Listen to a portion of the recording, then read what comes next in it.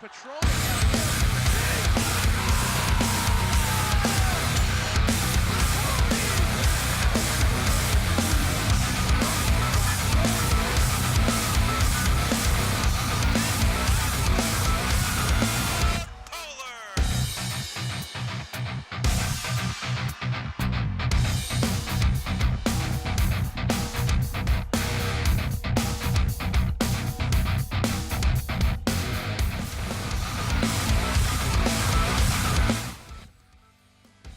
SEC Sports coming up for you. We are live at North St. Paul High School for a triangular.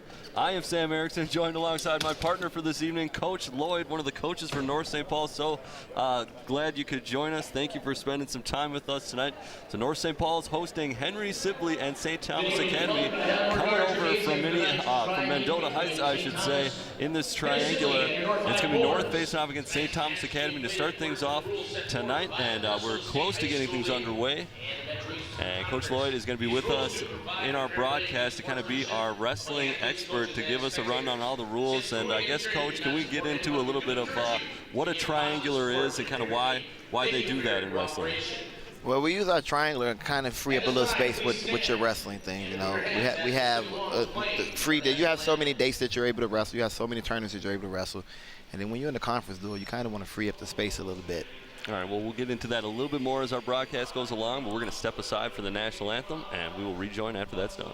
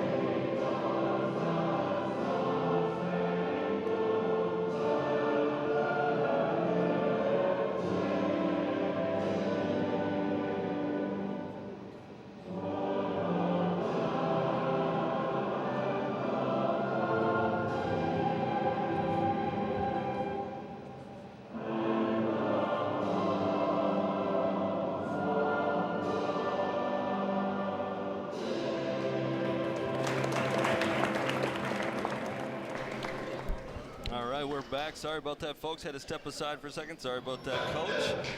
We're getting ready to get things underway here at the Triangular. North St. Paul, Henry Sibley, and St. Thomas Academy. It's going to be North and St. Thomas Academy going at it to start things off. And before we get into the matches, we're going to talk a little bit about individual scoring to start here, Coach. And why don't you kind of walk us through these different ways you can score points here individually as the match goes on. All right, your individual scoring, we just start off basically on your feet. Your basic point, takedown point is worth 2 points. A takedown will consist of getting your opponent to the mat with one supporting point hitting the mat. So if this guy is on his feet and you're behind him with your hands locked or things like that, if his hand touches the mat, that's 2 points for you to get a point. Once that hand touches the mat and the referee rewards that guy a point, once he breaks it free and is able to face his opponent, he can, we call it an escape for that guy, so he can get an escape for that guy. Your next way of scoring points would be a near fall. A near fall would be you've been awarded 2 points for your takedown, and you turn your opponent towards his back. Once the referee begins a count, 1, 2, 3, 4, 5, that's 3 points. But if the referee only gets to 2 or 3 or 4, that's 2 points, which we call your near fall points. You can a reversal. Say, for instance, you were taken down. The referee rewarded this guy 2 points, and you're that bottom guy. Instead of getting up and getting away from him where you're on your feet and there's no control, you can reverse him where you're behind him and he's on his hands or knees, and which would be called a reversal, a 2-point reversal. We have technical points, which all of our technical points are pretty much 1 point. Whether it's locked hands, a legal move, or your stalling, pretty much is 1 point.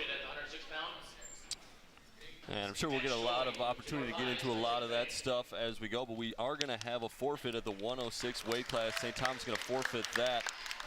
So North St. Paul will be awarded 6 points, I believe. We're going to talk about that right now. Good segue into our talk about team scoring. Why don't we get into that a little bit, Coach? All right, yeah, with your team scoring, pretty much a forfeit, a default, injury default, a pin or some things like that will result in 6 points. Your major decision, where when your tech fall, your next way of scoring would be 5 points. It would be a tech fall where opponent wins by 15 points. Your next way of scoring would be 4 points, would be awarded 4 points where the opponent wins by 8 points or more, which would be a major decision. And just an average win, whether anything less than 8 points would be just a regular win with 3 points. And we're underway here. The 113-pound weight class is Billy Lee for North. And he is going up against, not sure on the St. Thomas side. When we get word on that, we'll let you know. But Lee for North St. Paul. North St. Paul already with the 6-0 team score lead because of the forfeit in the 103 weight class. I'm pretty sure this is St. Thomas had a Colton, can't pronounce his last name, weighed in at 106, but he probably bumped up to 113. And that is why we got you with us, Coach. That expert knowledge like that. Looks like Colton's Weifel has made the jump up. We are just underway. No individual score as of yet. As Lee tries to shoot the leg. Which would be a single leg there. You know, there you have your different type of shots. Single leg being single. He has one leg, so that would be our difference between our single and double. Double leg, he's switching off to a double leg at this moment because he has two legs.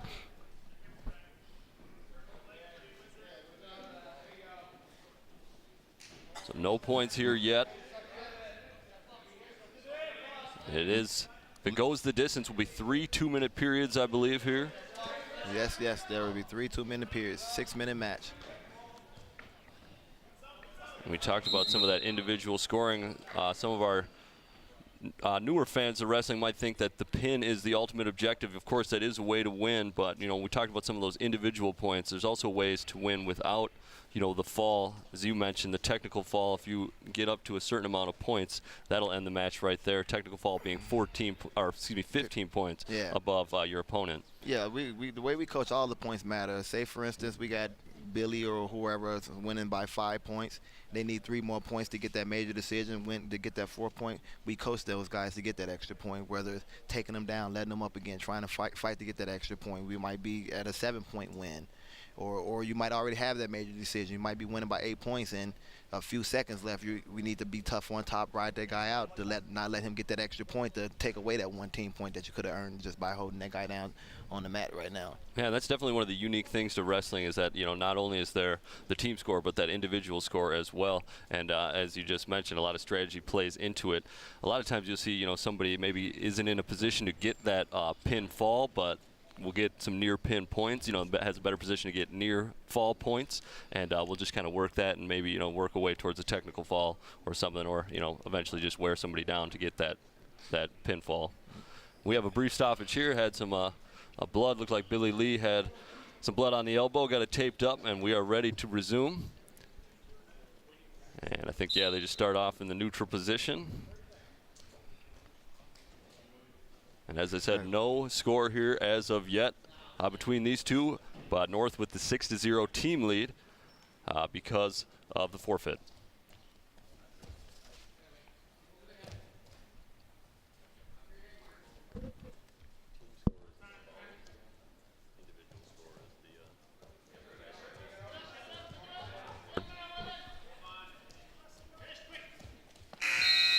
And buzzer sounds. Close takedown by the Cadets, but time ran out. Yeah, his Weifel nearly, but the buzzer sound saves Lee right there. And they will start off here a second period. It looks like, did Lee have the decision there? No, Weifel had the decision. He deferred to have the choice in the 3rd period, and Lee chose down for the 2nd period. And that's the thing with the coin talk. Once that period ends, that 2nd period, once that coin flip goes, the guy has the choice. He can either choose up, down, neutral, or defer. Defer means you want the other guy to choose first, and you will be choosing for the 3rd period. And, you know, a lot of the reasons why a wrestler might choose a certain approach is kind of to fit their strengths. You know, say you may be a little bit better escaping from the, you know, the down position, you might decide to choose that. Or if you're just kind of feeling that, you know, that's how this match is going.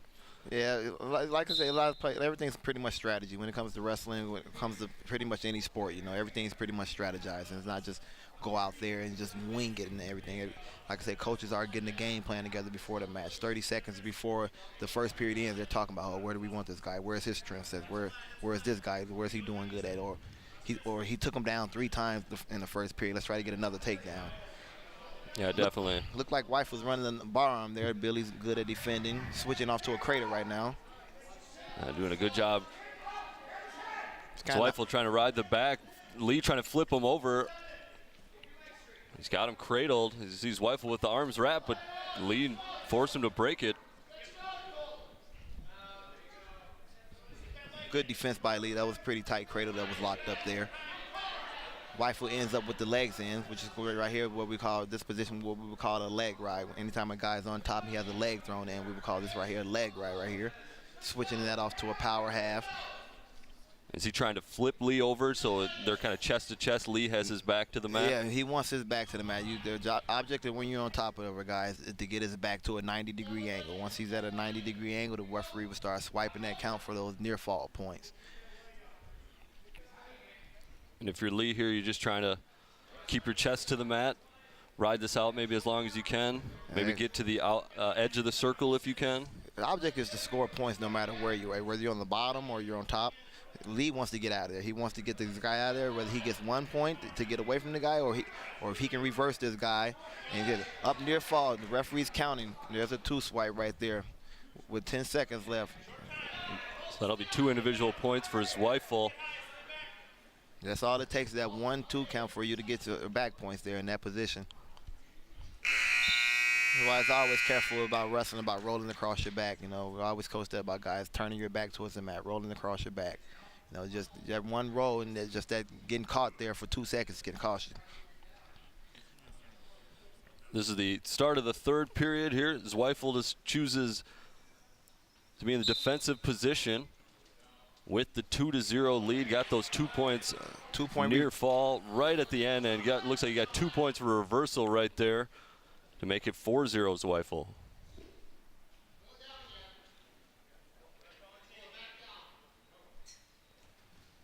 Lee nearly got him. Gonna try and get outside the circle, and once everybody leaves the circle, they'll resume again, and they kind of have to do it in the same position as they were, the same. Yeah, once there's you're in that scramble position and you get out of bounds, there's no loss of control. The referee didn't award you a loss of control point. Pretty much has to start right back down from the referee's position. That's what we pretty much refer to the top and bottom position. We refer that to as the referee's position. So yeah, whichever wrestler was on top when they left the circle will resume on top when they get back to the middle. Lee trying to get to the outside again, trailing 4-0 here, just over a minute to go, final period. This has been a well-fought matchup between these two at the 113 weight class. North St. Paul leading the team score overall here, of course, due to the forfeit in 103. And Weifel being added another near fall points right there with their bar arm. With the new rule change this year, there's a big new rule change with the pinning combinations, things like that have been out of bounds. Years before, if your back was out of bounds and you're out of bounds, you were pretty much considered off the mat. Now that the new rule changed this year, if anywhere there's 2 supporting points that's still inside the circle and your back is off the mat, that referee can still award those back points there, even can award that pin there. Beforehand, if your back with your shoulder blades was outside that mat, there can be no pin there. You can be held there forever, but you won't get pinned because your shoulder blades was considered out of the mat, off the mat. That is a big rule change. Yeah, that was one of the biggest changes this year. 30 seconds left, the Cadets winning by 6 right now over Lee from North. You see Zweifel trying to grab the wrist of Lee. He's really working at a bar arm, illegal move right there. That's things guys have to be watched about. Guys are running bar arms. You're not really allowed to tweak on joints and things like that. Referees are always cautious about getting joints and things like that tweaked. No, they kind of consider that just dangerous play. I don't think anybody's docked points for that, and they'll just kind of resume. Yeah, just potentially dangerous, you know, nothing harmful, nothing intentional. You know, if it was something where he's trying to rip his shoulder off or doing something intentional, yeah, that would be a penalty. But just the bad positioning of your hand and joints would be just considered potentially dangerous. Yeah, definitely want to keep these athletes safe out here as best we can. And so that will do it for our second match here tonight at 113. Zweifel's going to take it for St. Thomas, winning this one 6-0 on the individual score. And that will get St. Thomas as a team on the board. And just to note, this Weifel guy, he's an 8th grader here. You know, here in some states they allow 7th to 8th graders to wrestle for the high school, and he's an 8th grader filling in a spot for a varsity level. Not to mention, he's listed on the list as a 106-pounder, and he wrestled up to a 113-pounder. So yeah, that's a good win for that guy. By Zweifel. And you'll see that a lot in high school wrestling. You know, a lot of those lower weight classes, you see some, you know, definitely 9th graders, 10th graders, but also you'll see some 8th and 7th graders filling out those. And that's kind of one of the nice things about wrestling is, you know, there's a spot with all the weight classes. There's a spot for you on the team, you know, depending on, no matter the size. Yep, no matter the size, there is a spot for you. Well, actually, there's well, you get to that heavyweight. Heavyweight, the limit is 285. So, everybody say heavyweight think it's unlimited. Nah, there's a spot for you. 285 is that limit for those big boys right there. All right, so the cap's off at a certain spot, but for the smaller guys, you know, what I mean, there's a good competition down there. Yep. But then it varies by states. All states don't allow their 7th and 8th graders to wrestle for the high school level, you know. So it all depends on the state you're competing at. So that's a good thing. That's one thing I do enjoy about here in Minnesota, that you are, like I say, you're that dominant enough where you can bring guys up. I know a lot of programs do that. You know, so after a certain season, bring 7th and 8th graders up to compete. Looks like there's 2 points by North right there. 2-point takedown. And I believe that's Dylan Jong here for the 120 for North. Yeah, Dylan Jong. And over on the St. Thomas side, Sam Butte. We got Sam Butte Jr. and Dylan Jong is a junior as well. Another thing you'll see a lot of times here in wrestling is, you know, maybe 2 wrestlers of the same class in school, but their wrestling experience will really vary. Yeah, that wrestling experience, like I said, you get some guys that's just the late bloomers, you know. You get some guys that kick it off, their parents are into it, they get them going when they're kindergarten, 1st grade. You know, some guys never get a chance to do it and just looking forward to find a home when they make it to high school.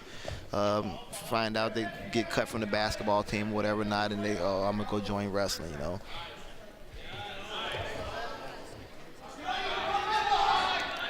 Oh, well, they won by a major decision. Major decision is 8 points. So they scored 2 points that we missed out on, that we didn't see on the board at the end. So it was 8-0 rather than 6-0. Yeah, so we thought St. Thomas maybe had just a regular decision there in that last match. They did have 2 points that weren't up on our scoreboard, so it actually brought it to an 8-point victory, which is a major decision. Thus the 4 points there for St. Thomas. North St. Paul getting that forfeit to make it 6-4. That is the end of period 1. 3-2 on the scoreboard in favor of Butte from St. Thomas. North has the choice. North had the choice this end of this period. They deferred to St. Thomas, which he'll be choosing down to start the 2nd period. Now, when you defer that choice to start the 2nd period, do you usually anticipate that it's going to go to the 3rd period then by doing that?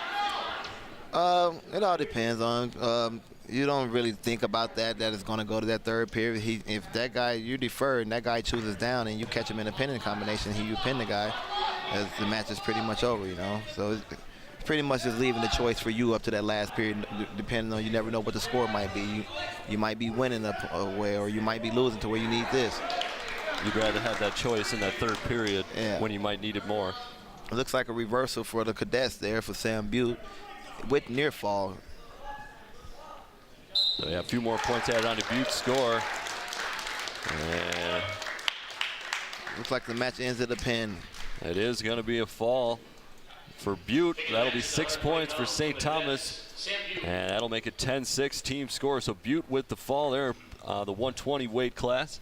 We're going to move on to 126, where it looks like Jack Romaine will be wrestling for North St. Paul.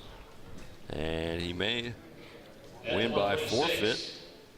For the bowlers, Jack Romine. And for the cadets, it'll be forfeit. It is a forfeit. North will get the 6 points. 26, Jack Romine. And so his score will be, I believe, 12-10. Pound division, wrestling for the cadets, Seth Rutgers. And for your bowlers, Amor Tuttle. Amor Tuttle, 132-pound weight class, 9th grader, going against Seth Rutgers, a 9th grader as well for St. Thomas Academy. This should be a good one. Yeah, but Moore is one of our girls this year. Has an older sister that's wrestled for us. She wrestled last year with us a little bit on the JV level. Brought her up as an 8th grader, you know. She has a couple younger brothers that's wrestling, so she's pretty much coming from a wrestling background. I know, as talking to her parents, you know, I think I hear that they do a little jiu-jitsu and all that type of things like that. And like I said, jiu-jitsu is one of those things that plays a big role in wrestling, you know.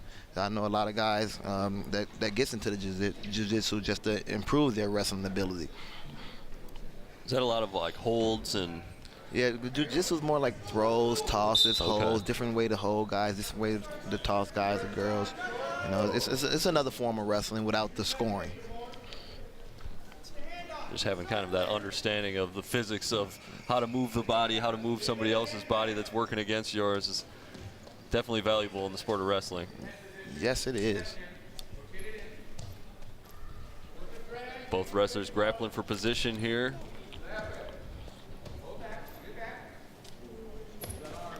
Rutgers goes for the legs, hooks the leg. Awarded 2 points with a takedown there with off a nice sweep single leg. With 2-0 Rutgers in the lead early on here, first period. Tuttle with good base there, onto her feet.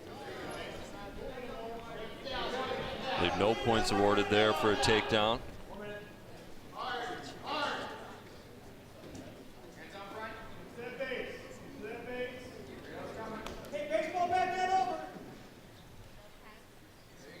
Rutgers trying to work there, get his arm on top of the wrist to get some position to try and flip Tuttle over onto the back. It looks like he's working good wrist control. That's a good position where you want to be at when you work in that top position. We always preach to other wrestlers when you're working at top, your body is like a table. You got 4 supporting points. Try to control one of those supporting points, break that table down piece by piece. And as you can see, Sam's there working that leg of that table right there. That wrist control, rolling those wrists, breaking that table down. That's something that if you're new to wrestling, you might not notice as much as how much they're trying to grab a hold of the wrist when they're on top. To get arm position, you know, that does go so far and be able to, you know, control that other wrestler and kind of get them to move how you want them to and get that force and drive behind what you're trying to do. Well, it looked like the referee had stopped the match for a second. He warned Sam with a stalling call.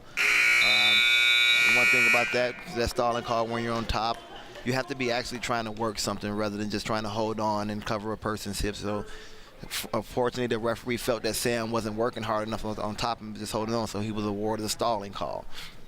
That kind of prevents if, you know, a wrestler's maybe in the lead late in the game, just wants to just sit there, do nothing. Man. I mean, it's kind of like an agreement between the wrestlers that they're going to wrestle, you know, it's only 6 minutes or whatever, so they're going to be wrestling the whole time.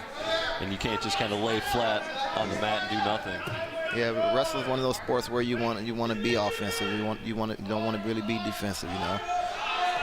Looked like Amor tries to throw those legs in, and Sam's trying to work his way out that back door there.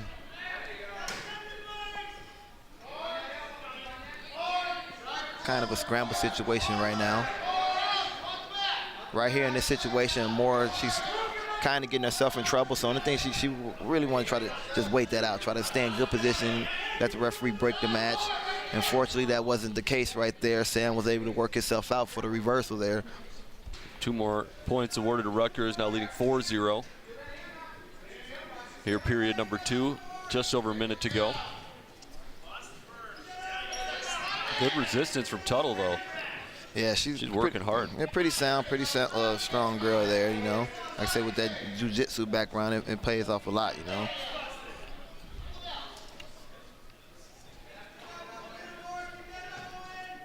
Sam is really working that wrist control there.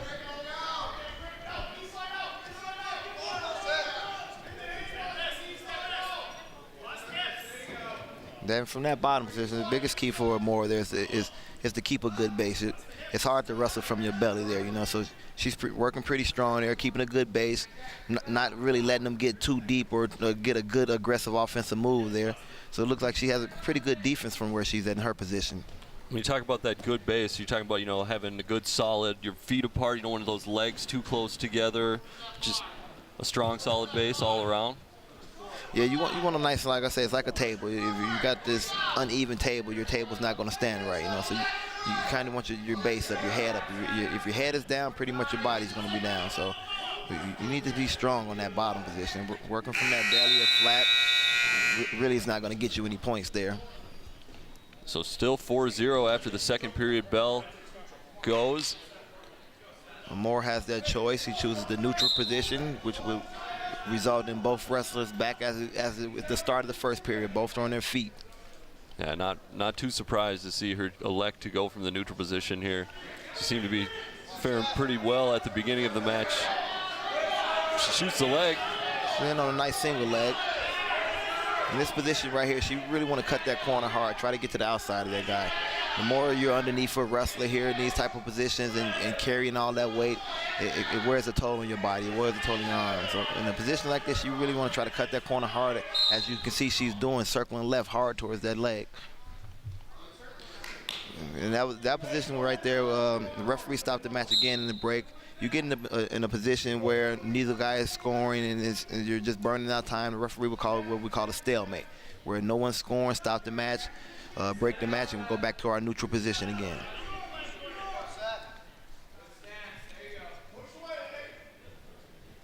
Oh, wrestler stalling there, trying to grapple, do something.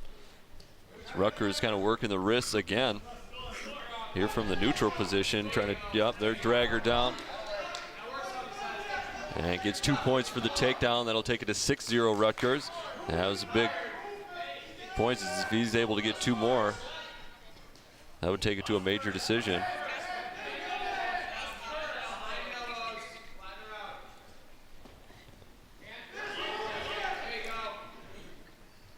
Little scrambles away, but Rutgers able to get position again.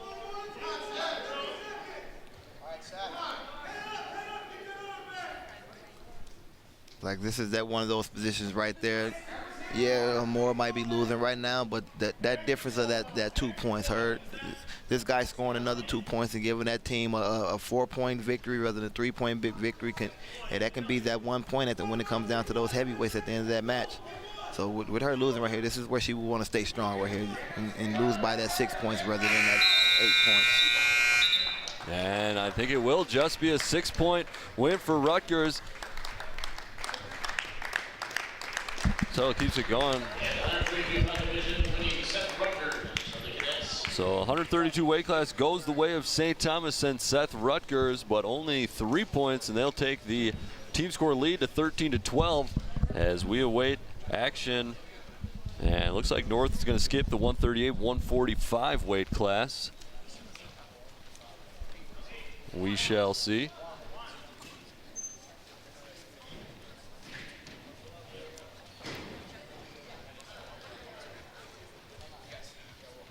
And the 138-pound division, Jake Drexler for the cadets, and forfeiting North at the 138.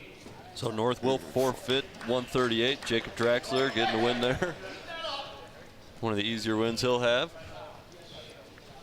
That'll make it a 19-12 overall score.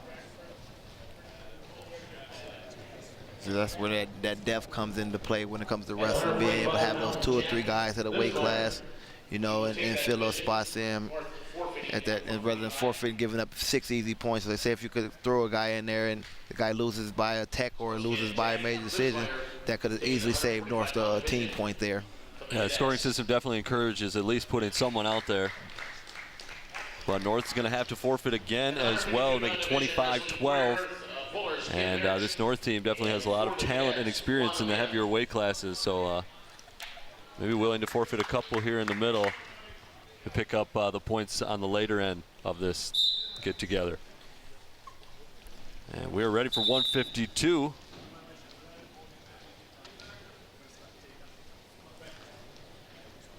And I think there's just going to make him tie up shoes a little more. Yeah, that's the thing. You got to have those shoelaces tied up there. Right nowadays, they're making shoelaces with these Velcros and things like that.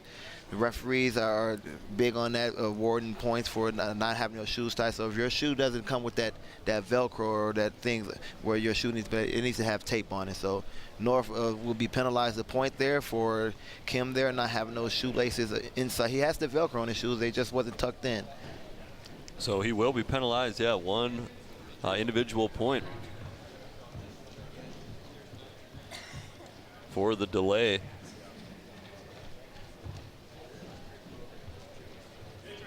And coach must be confident that Kim's going to pick up the W here despite the loss of the point.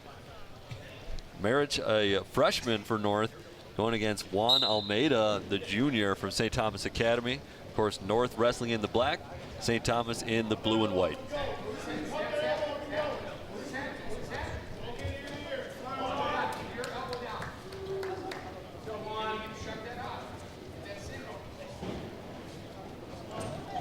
You see that Marriage is a freshman. Is he new to the program? Marriage, he kind of came up as an 8th grader. You know, he wrestled a lot of JV as an 8th grader last year.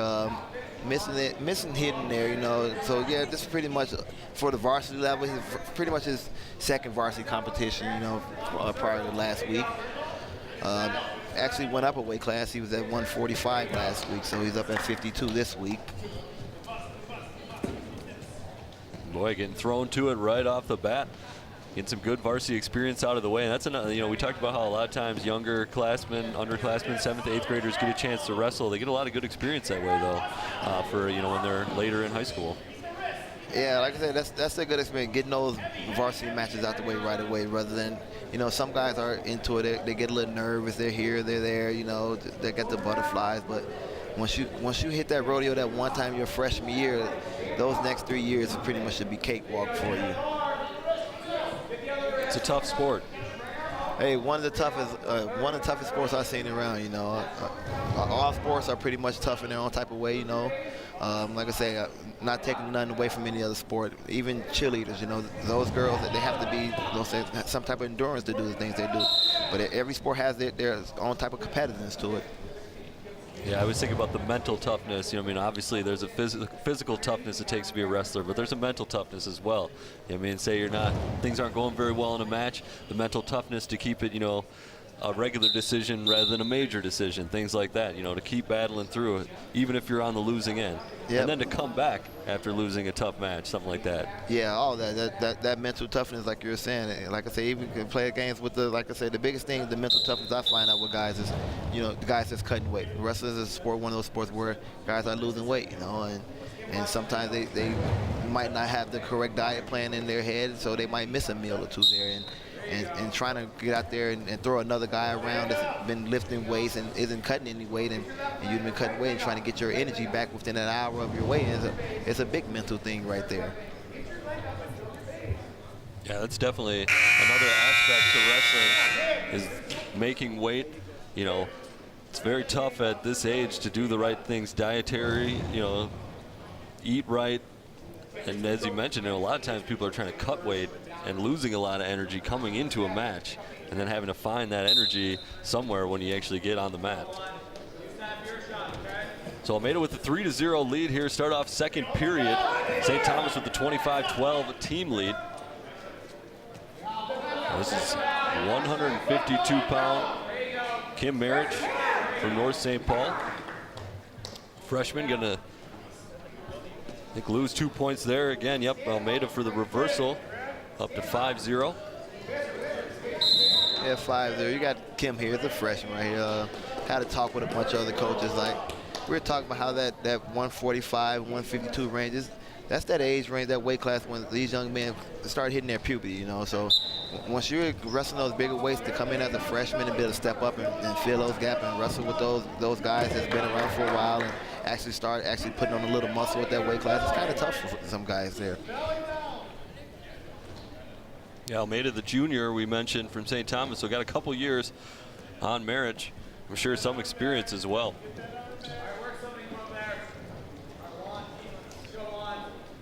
And Almeida with top position. Looks like Merritt's trying to get to the outside. Almeida trying to hook the arm. And the wrestlers will get. Looks like a blood time for St. Thomas there. Bloody nose there. And we've had a few stoppages. Yeah, with that blood time, you get your 5 minutes of blood time. So it's pretty much simple. Your blood time, you get your 5 minutes to get your bleeding stop. Once the bleeding stops, the referee to stop the time. If there's blood anywhere else, that's the referee's time. They give you time to just clean it up on your own. And that's the thing about it. If you got that bloody nose and that 5 minutes up, you can be winning the match 14-0, 1 point away from getting that tech, and your blood time runs out, and you just cost you the match there. So hopefully you got a good training staff there that can stop that blood. So yeah, if it goes longer than the 5 minutes, you can't do anything about it. You got to just stop. Yeah, you just got to stop. There's no challenge. There's no extra time or none of that. That bloody nose has got to be one of the trickier ones for that, the time limit there. That's the most common thing in wrestling, you know, when it comes to blood, you know, that bloody nose, you know. Guys going in for shots and banging against that head, you pretty much don't have anything to protect your face or nothing like that in a wrestling match. That looks like Almeida got it plugged up nicely. And we'll resume things here, so he does it within the 5 minutes. Shout out to the training staff here at North.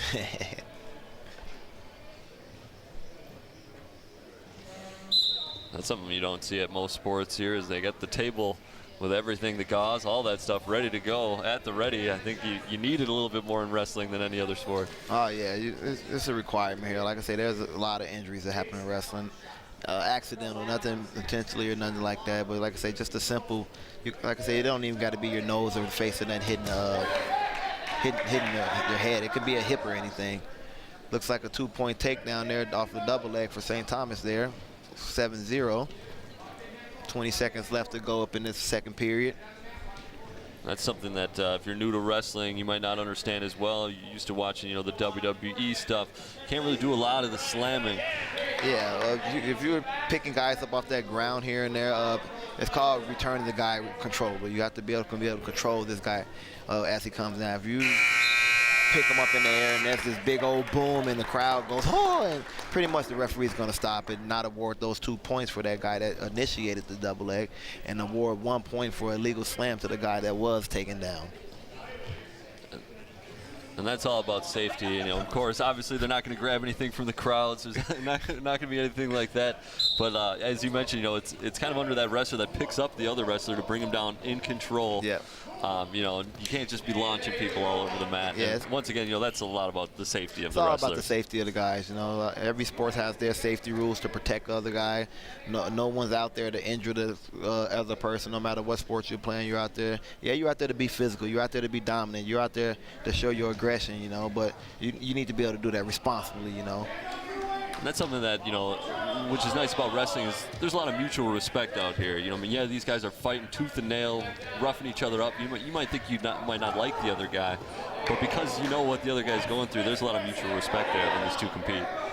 Yeah, there's a lot of mutual respect. You know, every guy that's out there on that mat understands the dedication that it takes to be out here.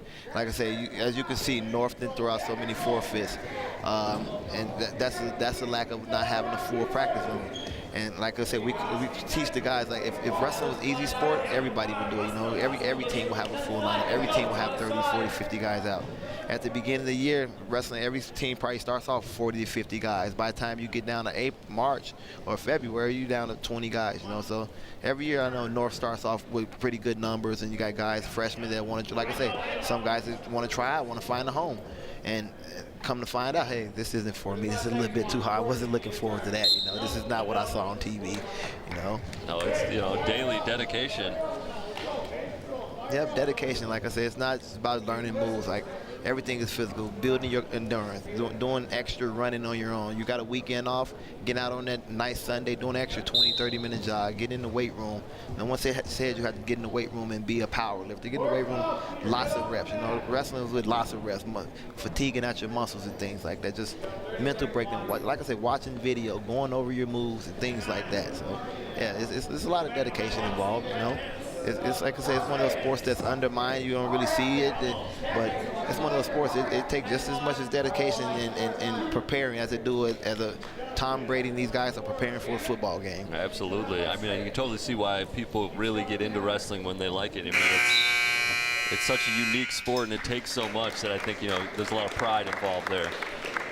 So Almeida's going to win this one easy. 2B12, Marriage does get on the scoreboard, and that'll be a major decision. So 4 more points going on to the scoreboard for St. Thomas. And it'll be 28-12.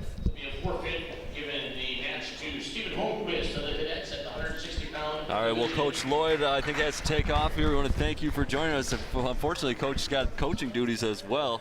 But thank you so much for shedding some light on some of these wrestling things for us, and you added a lot to our broadcast, so we appreciate it. Yeah, we're going to continue to broadcast. We got one of North's ex-wrestlers here. He's going to pretty much take over. He wrestled here a couple years ago. Pretty good guy, so hopefully he's going to be as good as I was here on this microphone here. All right, well, and I'm going to guarantee that he knows more about wrestling than I do, so let's get him on here. Coach, once again, well, thank you, and good luck the rest of the way here tonight. All right, you guys take care.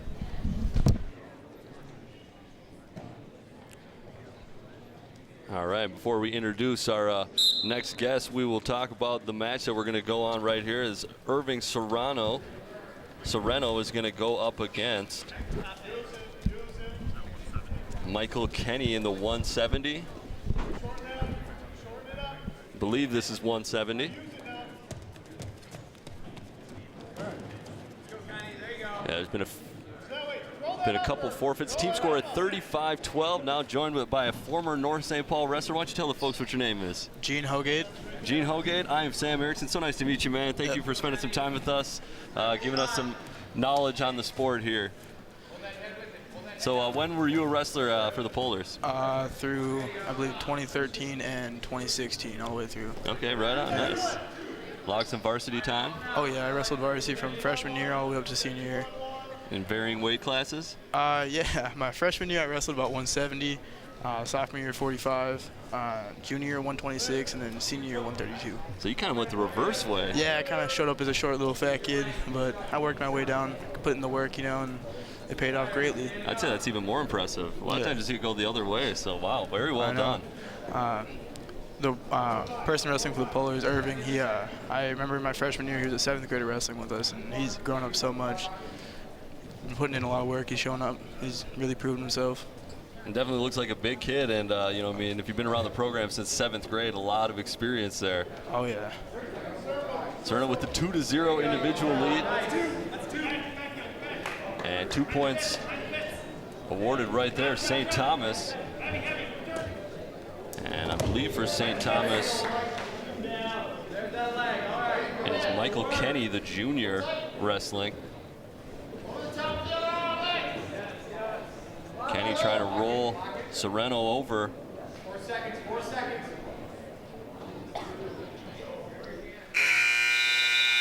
Serrano just riding it out to the buzzer. No score at the end. Oh, there was 2 points added there. Was that a near fall? Yeah, that was a 2-point near fall. I actually got him 3 points, so 5-2 Kenny leading. Some big points there at the end of the period. Serrano wasn't able to quite ride it out. So we'll go into the second period. Serrano will start in the offensive position. From what I can remember, I remember that Irving's very, very dominant on top. He has a lot of good riding. He's very aggressive, keeps moving, tries to keep getting the points. That's what he likes to be. He feels most comfortable on top. Did you happen to notice if it was his decision, or did he defer to start this period? I did not see that. Yeah. But he looked comfortable there, though, starting from that offensive position. And I kind of struggled there, I guess, at the end of the first period, trying to ride out on defense.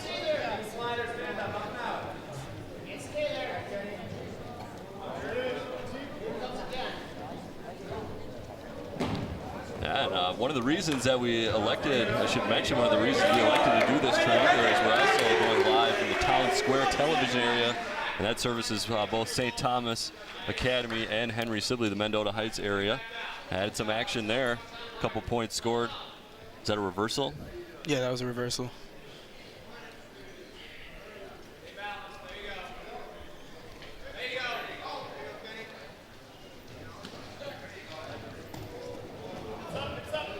A little bit of scrambling.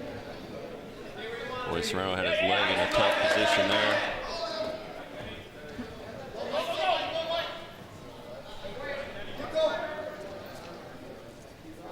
Kenny 9-4 lead. 30 seconds left to go, period 2.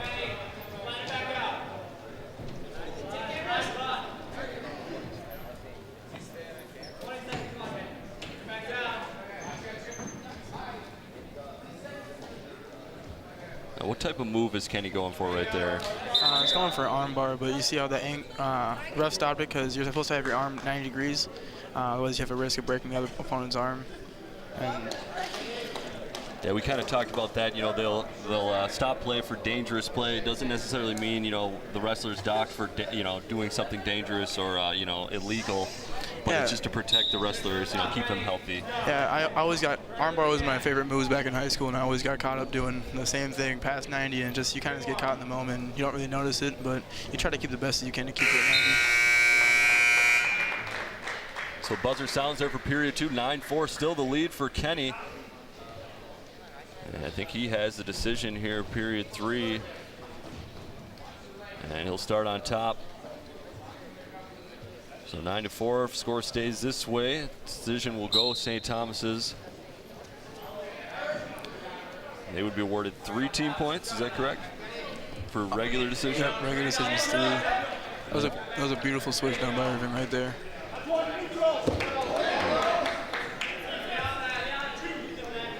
When you say switch, what are you talking about there? The switch is it's just a regular reversal. You lean back. Basically, you end up in the same position as the defensive starting position. If you start on bottom, you end up back on top, just like a brand new period. Basically, escape, get on your feet, and you're kind of in that neutral position. You don't even get on your feet. You kind of roll across your butt and grab your leg and scoop them back around behind you, I guess. It's kind of hard to describe unless you're doing it. Yeah, I mean, that's one of the things with wrestling, it's unless you're really in the know, it's so hard to kind of see some of these things. We definitely appreciate you being here, kind of shedding some light.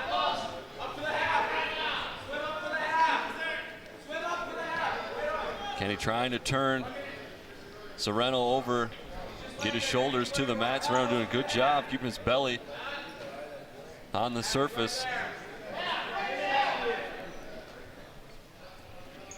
Not a great base, though, from Serrano. Starting to recover.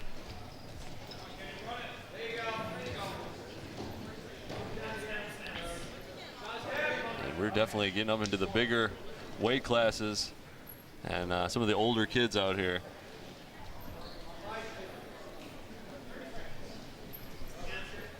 Serrano nearly getting up.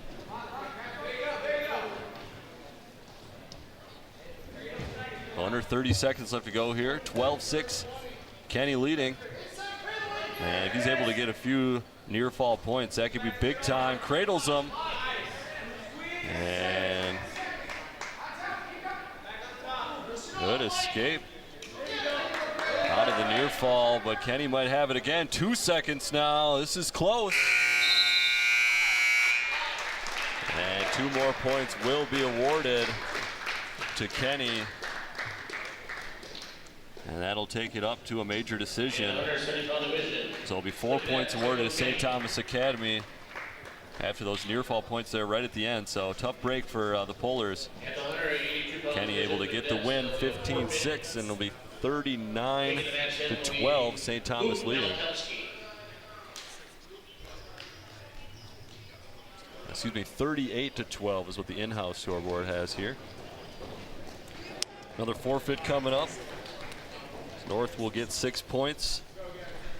Luke Malakowski at 182. North at the 195, Kate Feist, and 4, the cadets, Harrison Soliday. We'll move on to 195, Cade Feist going against Garrison Soliday, a freshman from St. Thomas Academy. Cade Feist, a sophomore. So what was that like coming in at 170 and then eventually getting down to, what'd you say, 126? Yeah, 126 in my junior year. 170 was fun, but It was fun because I didn't cut weight, but it was terrible. Everyone was so much bigger than me, so much stronger. It just wasn't nice. But when I got to a good weight in my junior and senior year, it was really good because I could tell at 26 I was dominating a lot more. I felt like the bigger person because I was cutting so much weight. I'd cut from like 155 to 26 every week, but it was worth it in the end. I learned that cutting weight's not the best thing. So senior year, I came down to my regular weight and just wrestled what I wanted to do and kind of made all these things happen. Now, does that take a lot of dietary discipline to drop all that weight those years? Yeah, throughout high school, I did it in a very unsafe manner because I didn't really know what to do. But in college, it kind of taught us a lot more about eating and make sure your body's fueled, and that's very important. Because in high school, I could make it through about 2 periods and I'd just be done. I'd have to win the match in 2 periods. We were kind of talking with Coach Lloyd about that a little bit. He was mentioning, how the toughness it takes, to be trying to make weight and, losing energy kind of that way, but then to be able, when you get on the mat, to have that energy to finish it out, how tough that can be for some guys and the mental toughness it takes. Yeah, people always say that wrestling's I think it's about 90% mental and 10% physical, and it's mainly because cutting weight. You got to be really disciplined to be able to, restrict yourself and. Because everybody's got those cravings. I always wanted good food and stuff, and I just couldn't eat it, but it's nice. I was lucky. I played baseball as a pitcher to boot, so that's the right sport to play if you aren't too worried about that stuff. My dad hustled me as a child. We were watching WWE late night. Asked me, "Do you want to wrestle or do you want to play baseball?" And of course, watching WWE, I wanted to wrestle, and go to the first wrestling practice. I'm looking where's all the chairs? Yeah, exactly. It's not quite the same. So I had a finish there, and it looked like Soledad got the win on that one, as it was a fall for Soliday, I should say, and the 195. St. Thomas now up to 45-12 lead. And just waiting for some things on the scoreboard. I think they're going to get the period time right.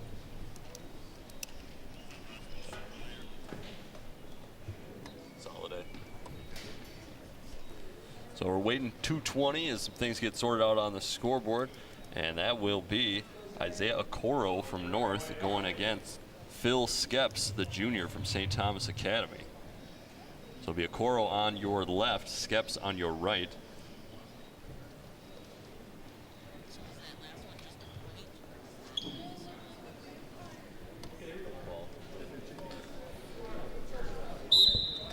So now, did you feel like when you had to get to the lower weight classes, did you feel like the wrestling was more technical?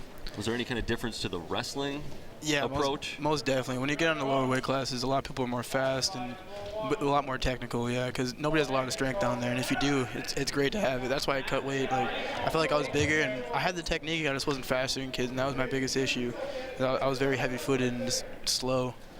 But, yeah, once you get up to the bigger weight classes, it's a real muscle. Just straight cranking on each other, it's terrible. It's bad. You can really notice, especially when you get from 45 to 52. It's a huge difference. Yeah, Coach Carr kind of talked about that 45, 52 weight classes when usually when guys are kind of maturing a little bit more. So that's when kind of the more mature muscles, the grown-up stuff kind of gets into it, and obviously the higher you get up, kind of the bigger and stronger the wrestlers get. Yeah, and I'm sure at some of the higher weight classes, you can make up for maybe a lack of technical ability with just some of that brute strength. Well, yeah, because you can just force people around. And it's nice being that strong, too, but I wrestled a lot at 45 my senior year in the beginning of the year, and I cut down to 32, and 45 was weird. You either got to do that was super strong and slow, or a kid that was strong and really fast for some reason, and it's just that's a weird class. It's very... You see a lot of different body shapes and sizes, I feel like, at that class. Sometimes you get a guy who's a little taller and thinner, or a guy's, maybe a little shorter with stocky. Yeah. It's got to be a tough weight class to kind of know what to expect. Yeah. So we're here 2:20. Skeps is leading 2-0 for St. Thomas, and he looks like he's got Okoro on the back, of course, scrambling for the edge of the mat. But as Coach Carr told us a little bit earlier in the broadcast, big rule change this year. If your shoulders are out of the circle, that doesn't necessarily mean you're fully out. Although Okoro he wasn't able to get out of the circle, and I think that was a pinfall. Skeps takes it, and that'll be 6 more points for St. Thomas. Skeps with the pin. at the 220 weight class. And we will move on to the heavyweights. And that is what a lot of you Polar fans came to see here. We got Corey Gunther rated number 3 in heavyweight weight class. Senior, he finished in 4th place last year at the state tournament. So very good experienced wrestler here for North. And I believe he will be facing off against Jimmy Lennon. I'm pretty sure Corey's the highest placer we've had since like 1970. Yeah, he's a very, very good individual wrestler. I've been covering North for a couple years now. That's a name that, you know, I've heard since at least he was a sophomore, if not before. Hoping he'll return to the XL Energy Center this spring, this spring. And I'm sure he's hoping that he ends up on the top of that podium. That would be quite the honor on the heavyweight weight class to bring that home. Gunther and Lennon ready to get going. And grappling for some position. Heavyweight's a pretty cool class too, because I've noticed that if you're a heavyweight with a lot of good technique and you're wrestling with just brute force, technique always comes over force no matter what. If you got great technique, it doesn't matter how strong your opponent is. Yeah, and you see that in all the weight classes. But it's always, yeah, impressive to see. When you see some guy come onto the mat, Jack, you know, you think for sure he'll win, but if somebody's just got, you know, more experience, more technical. That was the story of my life in high school. Everyone I wrestled was just Jack compared to me. It's a different sport. I had to be that same way in baseball, though. I didn't throw very hard, so I had to be you had to be good. You know what I mean? You had to be mistake-free and smart. The wrestlers leave the circle. They'll resume. Any thoughts or any knowledge on what type of wrestler Corey is, how he likes to go about things? Not really, no. This is my first time watching him wrestle. Just carrying on the Polar legacy that you left behind.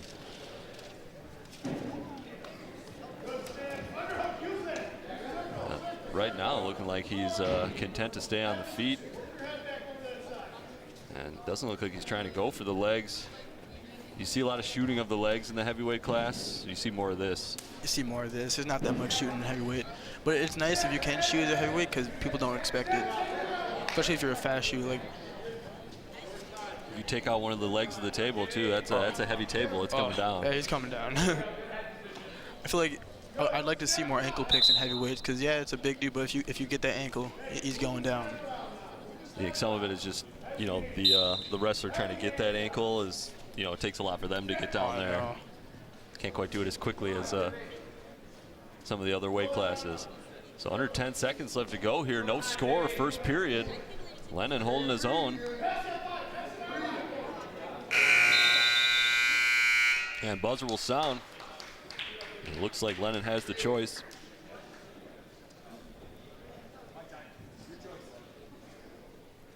And I think maybe a little bit of a blood timeout here.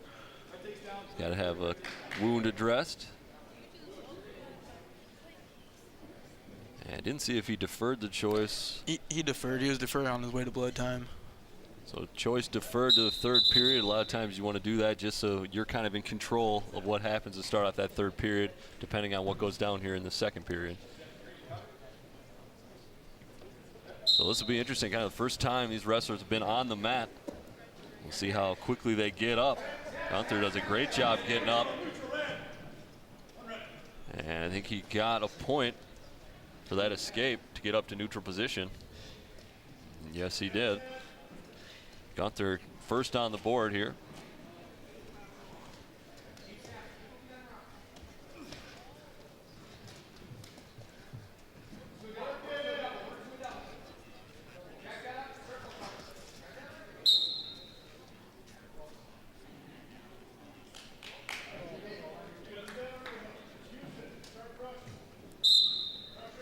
Wrestlers leave the circle and we'll resume. We talked as when they leave that circle, they kind of have to resume the same positions they were. If one wrestler was in the dominant position, that's how they would resume. No change or no points awarded there. Just kind of resume as things were in the middle. So about a minute left to go here period number 2. Obviously, North St. Paul can't pick up the team victory, but Gunther going to try and get a big win, conference win it would be, here against Lennon. And he'll get 2 points for a takedown. As you can see where Gunther probably just wears a guy down after a while. Lennon's starting to show a few cracks here in the later stages of the second period.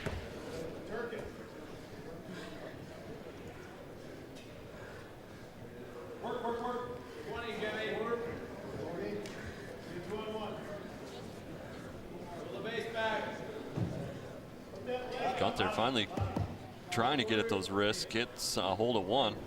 Now he's got both. Try and flip. 2 seconds now here, period 2. And that'll do it.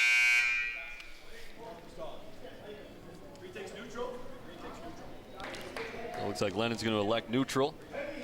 Start third period, 3-0 Gunther leading.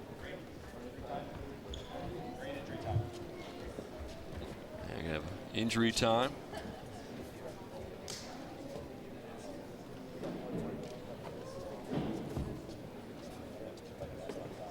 So when we're talking heavyweight weight class, you can't weigh above 285. It's got to be 285 or below, correct? Yep, 285 so there or is below. a cap. And then when we're talking all these weight classes, these wrestlers they have to be below this mark. Is that correct? Yep, even if you're, let's say, like 160.1, then you miss weight and you can't wrestle. But you could, theoretically, if you didn't have somebody at 170, they might jump them up to 170. Yep. But we saw that, St. Thomas forfeited 106 way back at the start, but Colton Zweifel actually jumped up to 113 to wrestle Billy Lee because St. Thomas didn't have a wrestler at 113. Zweifel actually picking up the win there, the 8th grader. Very promising young wrestler.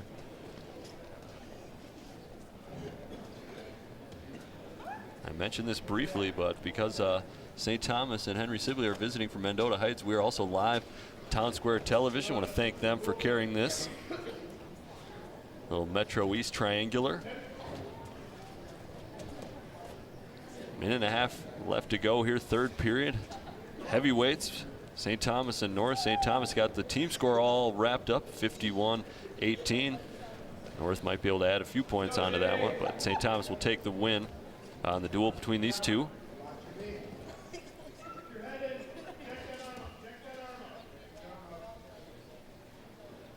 Now with these triangulars, do you think Gunther will wrestle again? A lot of these guys going to go against Sibley as well?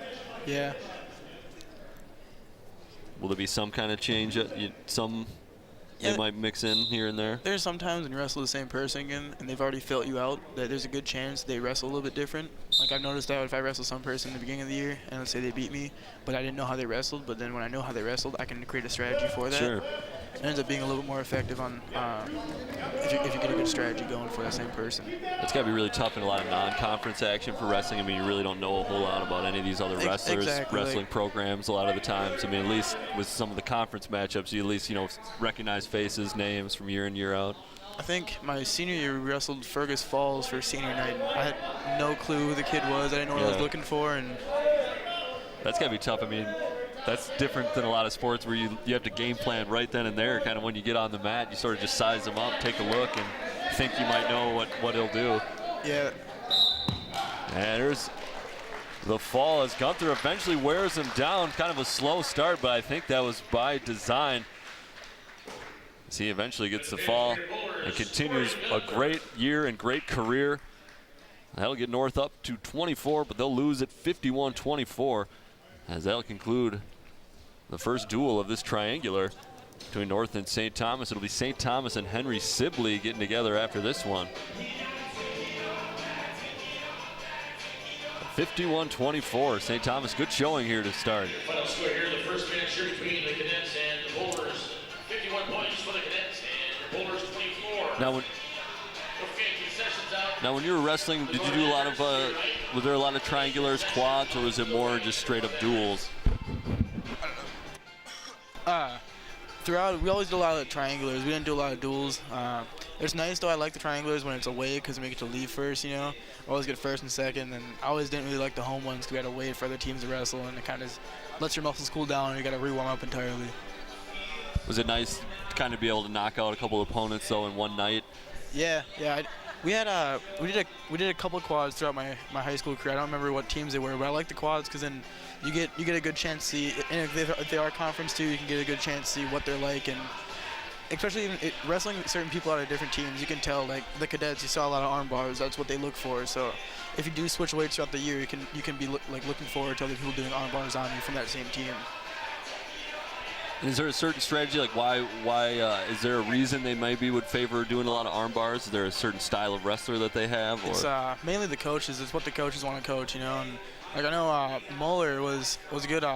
Well, actually Coach Lyle, he really enforces the crossface. He used to always me and another teammate Louis Varlin would always be the dummies for the crossface, and it wasn't fun having to demonstrate that because Lyle likes to rip people's noses off.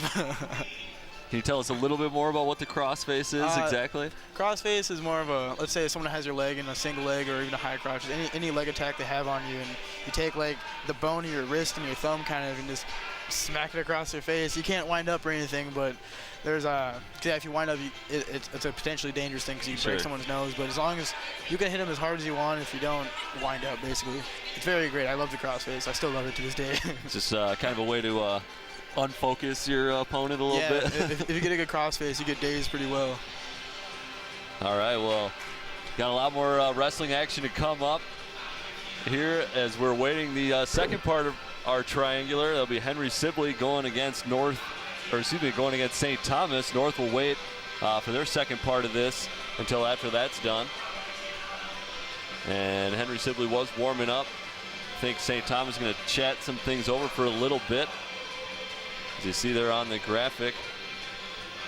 I want to thank you for joining us. We're here live from the North Gymnasium for this triangular as the North Polars welcome a couple teams from Mendota Heights, Henry Sibley and St. Thomas Academy. We just saw North and St. Thomas get together with St. Thomas winning that one.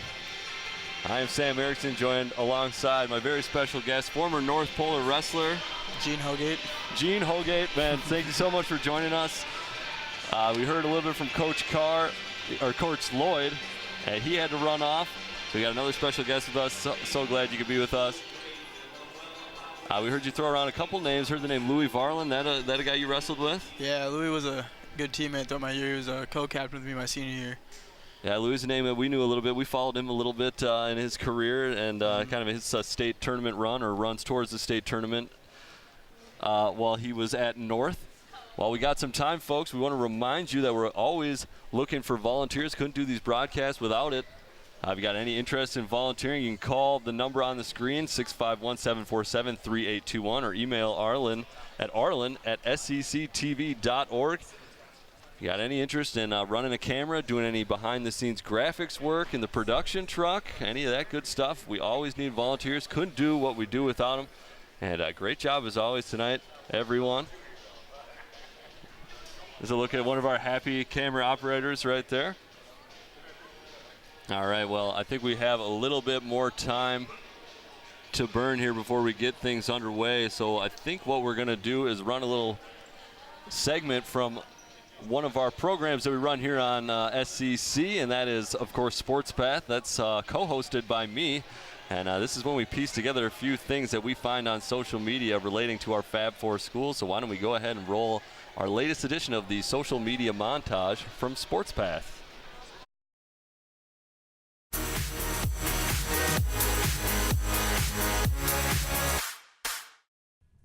All right, to start this week's montage, we head over to the Matamini girls basketball Twitter page to see a tweet from December 2nd. That was a couple Saturdays ago. The Zephyrs took on De La Salle in a highly rated matchup. De La Salle upset the Zephyrs last season in the Section 4 3A tournament, and this year De La Salle started the season ranked #1 in the state. Well, the Zephyrs handed De La Salle their first loss of the season. They didn't just win a nail-biter like De La Salle's upset last year. They clobbered the Islanders 52-36, an impressive performance by the Zephyrs. So let's go, baby. Let's go. Oh, always got to love the Zephyrs girls team. Well, next we head over to the White Bear Lake boys hockey page. Simple tweet here. Game over. Bears 3, Greyhounds 3. Brilliant night of hockey. A very humble tweet coming from the Bears, who just skated to a 3-3 tie with the number 2 team in the state, Duluth East. Duluth East went up 3-0 in that first period, but the Bears battled back and ended up with 2 goals in the second and a game-tying goal in the third to keep their undefeated season. And as of today, their record is 2-0-1. The real question here, Sam, is can White Bear Lake take down Hill Murray Pioneers? We'll find out December 3rd, where we got that rivalry game from Aldrich Arena right here on SEC TV, and you'll be on the call, Sam. That's right, John. Love the simplicity of that tweet. It's going to be a treat just a couple days before Christmas on the 23rd. I can't wait. And I guess that'll wrap up our short social media montage.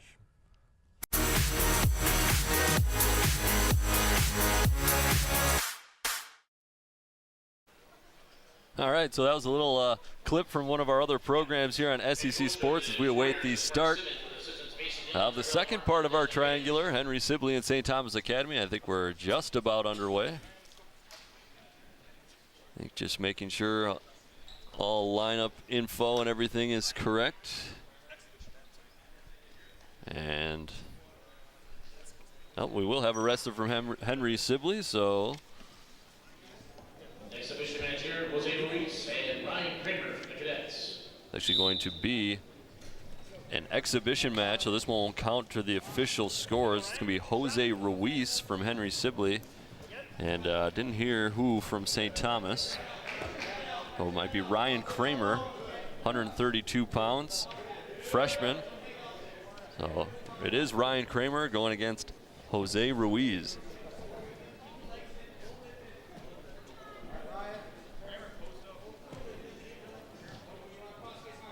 You see this a lot in high school wrestling.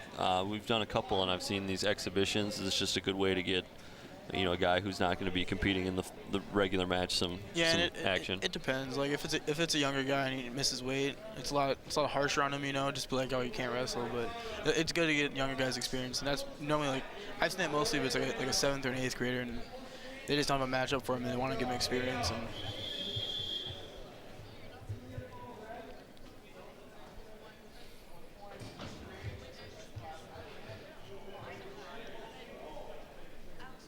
so what did we have right there? I saw him kind of make a clasping motion and awarding 1 point.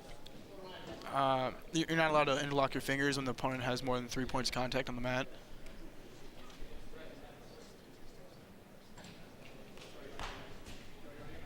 So that score.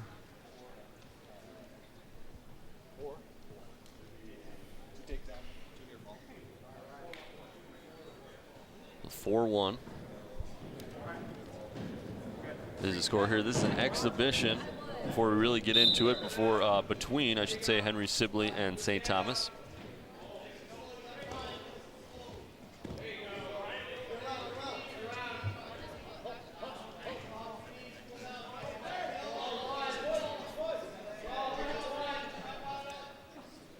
Ruiz trying to hook the leg. Ruiz from Sibley in the red. Ryan Kramer in the blue from St. Thomas.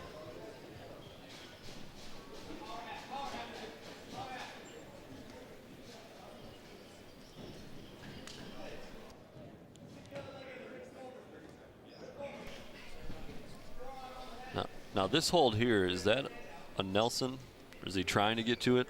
It looks like he's trying to grab his wrist and roll it under.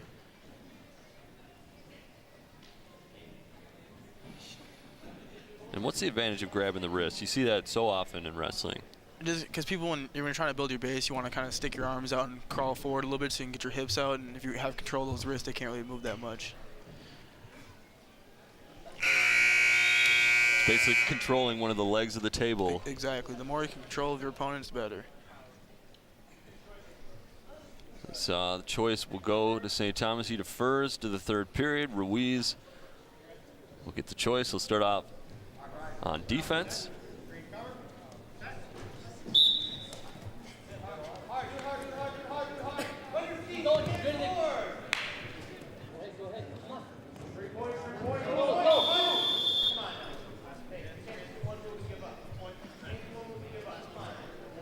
We had another call for clasping the hands.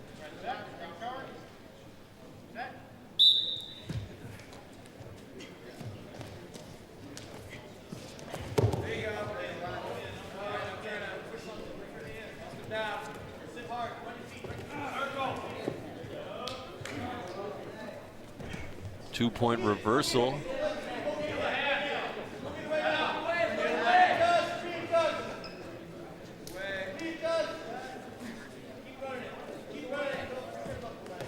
Now we see the red and green wristbands on the referee. How do we know which wrestler that corresponds to? Usually they give you ankle bracelets, but I mean, I'm assuming because it's blue and red, they usually do, like, let's say blue is green, most likely it is, and then red will be red. Well, that'll be easy for me to follow the rest of the way. Yeah, it sucks when you get the same color signals, and it gets confusing. Yeah, I have seen in other matches the corresponding color on the ankle of the wrestler. That just makes it easier for the scoring table. Referee can kind of just hold up that arm, whatever arm with the corresponding color will go to that wrestler.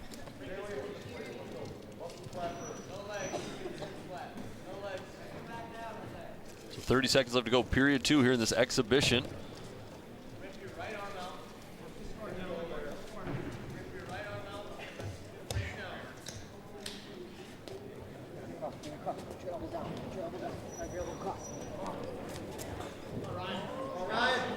And near fall points, back points there for Ruiz, and I think he gets the pinfall.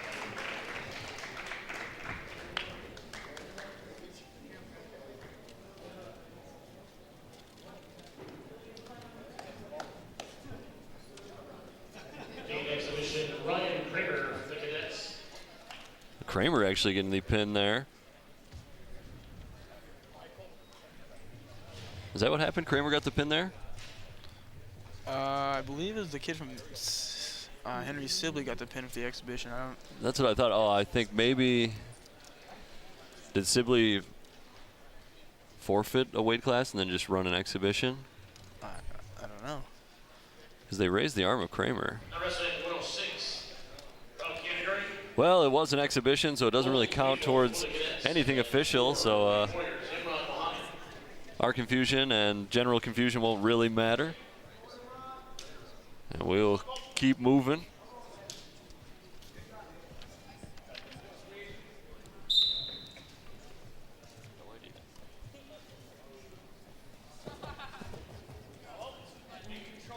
Moving along. I believe this might be the 113 weight class. Mikhail Meyer going against, I think that's Colton Zweifel again for St. Thomas. We saw him wrestle at 113 against North. And I think he might be doing it again here.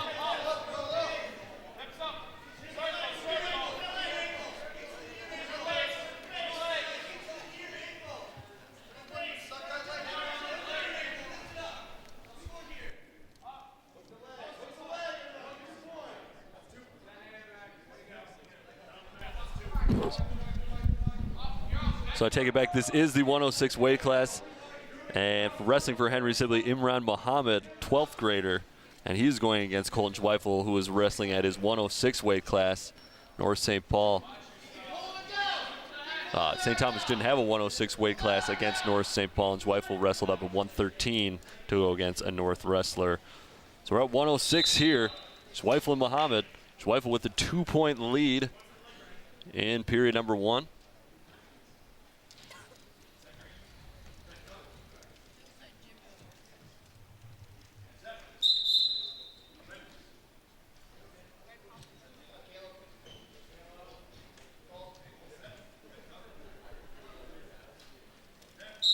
So we see Zweifel starting out in that defensive position. How do you have your hands or your body position when you kind of start on the mat there? There's a little rectangle in the center of the mat, and you kind of want to have your knees behind the, whatever side you're on, behind the first line, then your hands in front of the first line.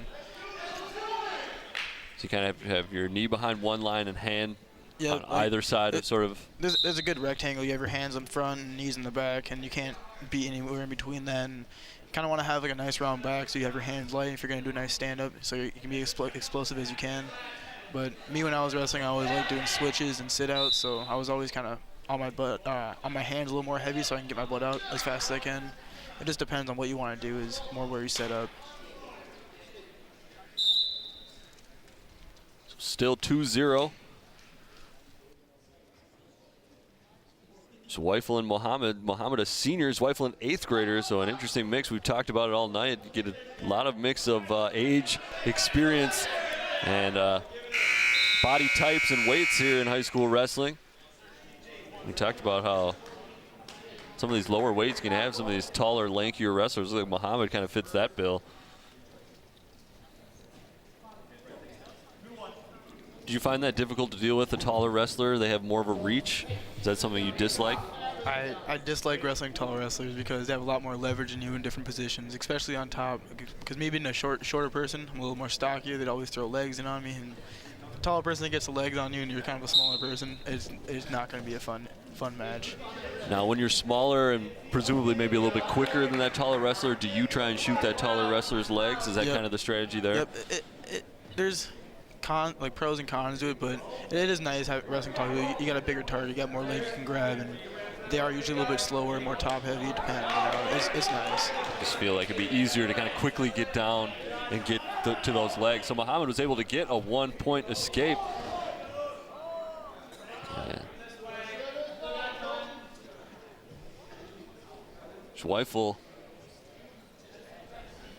That is an uncomfortable position for Muhammad.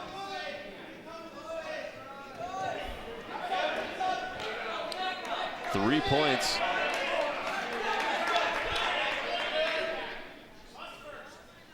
And what was those 3 points awarded for? It looked like they went to Muhammad.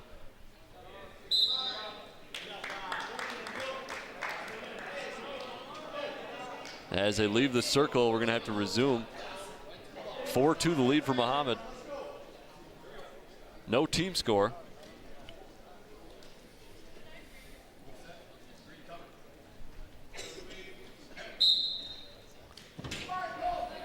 Muhammad able to get right up. Zweifel able to bring him down. Now, there's no takedown points there, right? Nope. If Muhammad was able to have gotten out of that hold and kind of faced Zweifel, would that have counted as an escape? It also depends how fast it goes. I've seen refs that'll call the point and then get the takedown too right away, you know, but there's some times where some refs will just ignore it and just bring it back to nothing. Let's say if Muhammad would have gotten away, he would have awarded the 1 point and then Zweifel would have taken him down again. It's just a lot kind of referee discretion on when it officially ends. Exactly. So some near fall points, I should say, for Zweifel here.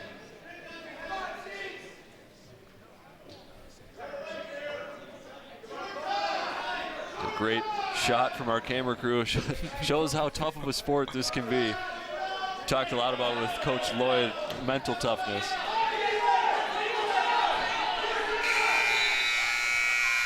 Some more points. That will conclude period 2. And Muhammad has a 7-2 lead.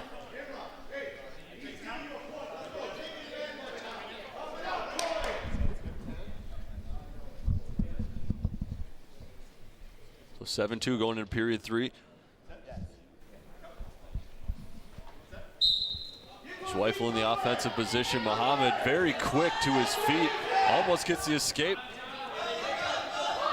Zweifel able to bring him back down to the mat.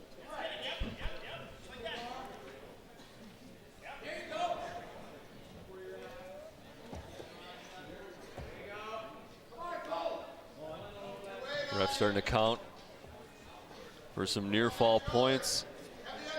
Doesn't quite get it. And there is the fall. Zweifel does an excellent job. Muhammad had the lead going into the third period. But the promising 8th grader able to get the fall. 6 points go to St. Thomas. Colton Zweifel, very impressive here, as I believe he's got 2 pinfalls in his 2 matches. That means we'll move on. See what happens here in the 113-pound weight class. Putting with the forfeit for the cadets, 1 Langfield for the Warriors at the 113 pound. So St. Thomas will forfeit the 113-pound weight class.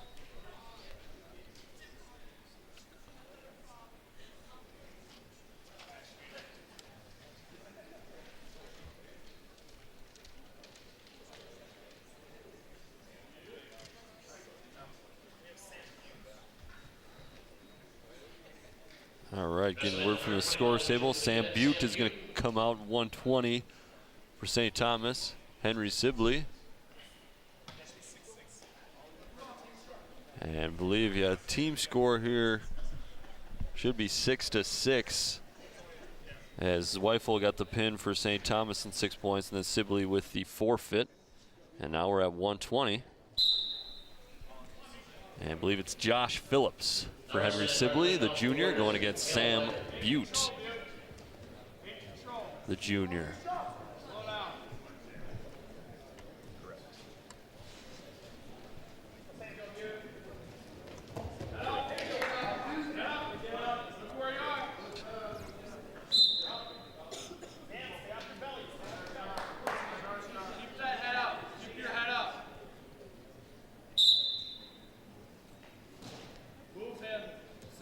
So one question I have, is it difficult to, how do you listen to what your coaches are saying on the sideline?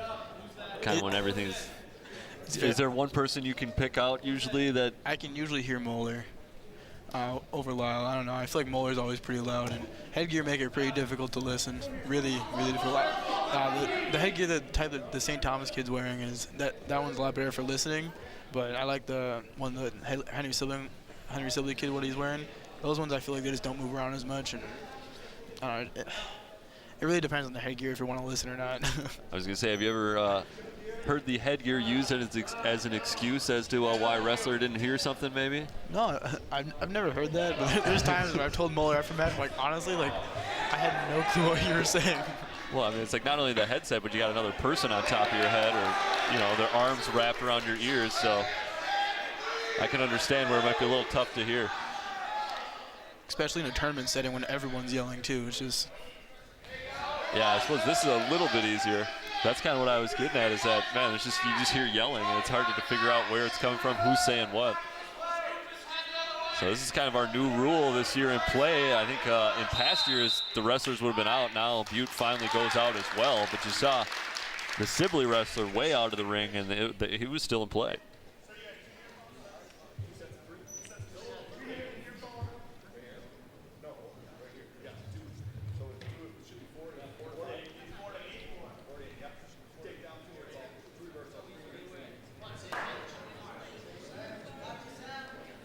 Score 4-8.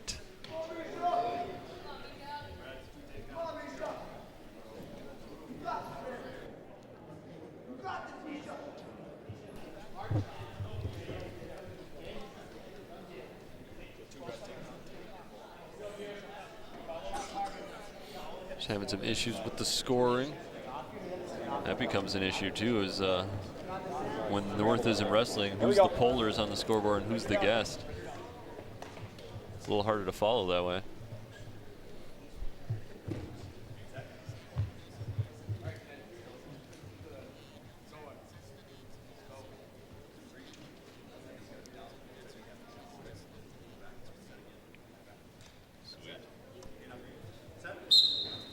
All right, 8-4, 12 seconds left to go here, period one. Josh Phillips with the lead on Sam Butte.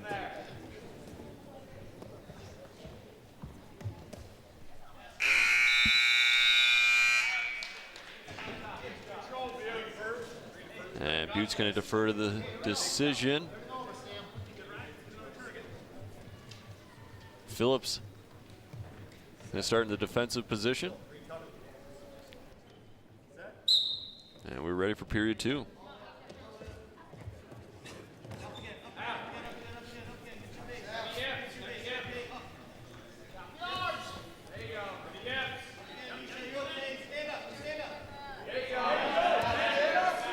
So we talked about that you wrestled for this North St. Paul program in high school. Were you involved with wrestling at the youth level at all? Yeah, I wrestled about, I think it was like maybe I started in first grade. I know I started as young as I could, but I wrestled my whole life, man. You mentioned your dad was kind of got you into it a little bit. Was he a wrestler in his day? He wrestled his senior year in high school, and he fell in love with it ever since. And then he kind of pushed on me a lot in my youth days. He was very hard on me in my youth days. But when I grew up and started, he could see I wrestled on my own. I was able to not need him to coach me anymore. It was a lot cooler because then you could just sit back and watch. And enjoy. Yeah, enjoy his hard work paying off.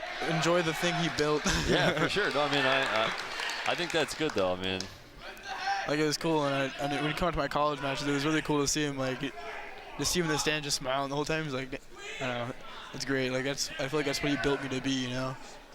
I think it's good too. I mean, always having someone there to sort of push you to do some things. I don't know if you're anything like me. You might not have committed yourself to it as much if you didn't have that person kind of pushing you along the way.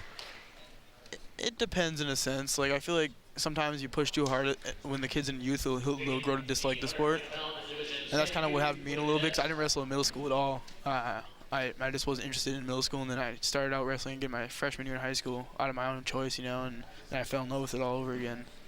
It's always kind of a tight line to walk, whether, you know, too much or, you know what I mean, to push a kid too much, or if they're, you know, really enjoying it, and you know, if that's really what they always want to be doing. I understand, man. I went through the same thing with my sports as well. Thought about giving it up a few times, but I'm glad I stuck with it. So we had a pinfall in there, and we had a forfeit. At the 132-pound division for the cadets, Seth Rutgers. And so we'll go to 132. And Dylan Martinick is going to be wrestling up at 132, going against Sam Rutgers of St. Thomas. So wrestler for Sibley is actually Dylan Martinick, wrestling up from the 126 weight class. Up to 132, taking on, Seth Rutgers, the freshman. Rutgers a freshman, Martinick a sophomore here in the 132 weight class. So a couple younger wrestlers here getting some action.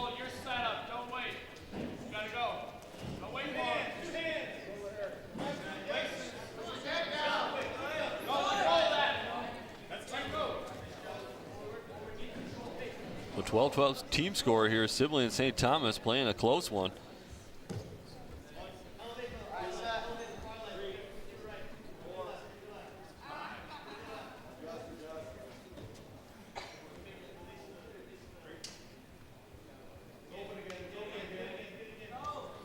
Good wrist control from Rutgers.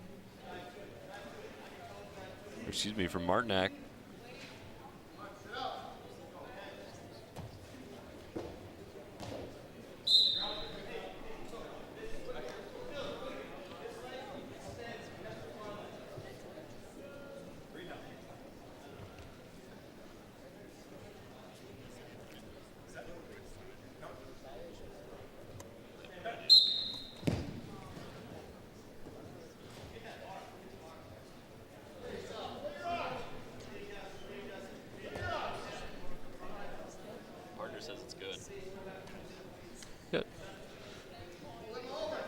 So Rutgers Martinick here, 30 seconds left to go, first period.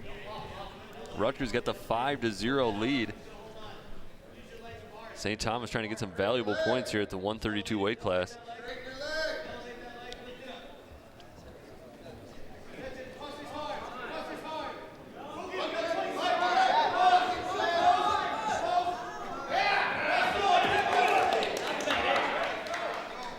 One-point reversal.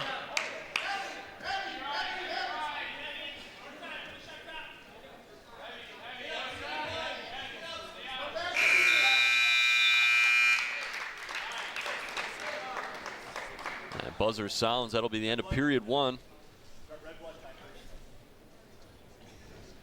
And we'll have some blood time.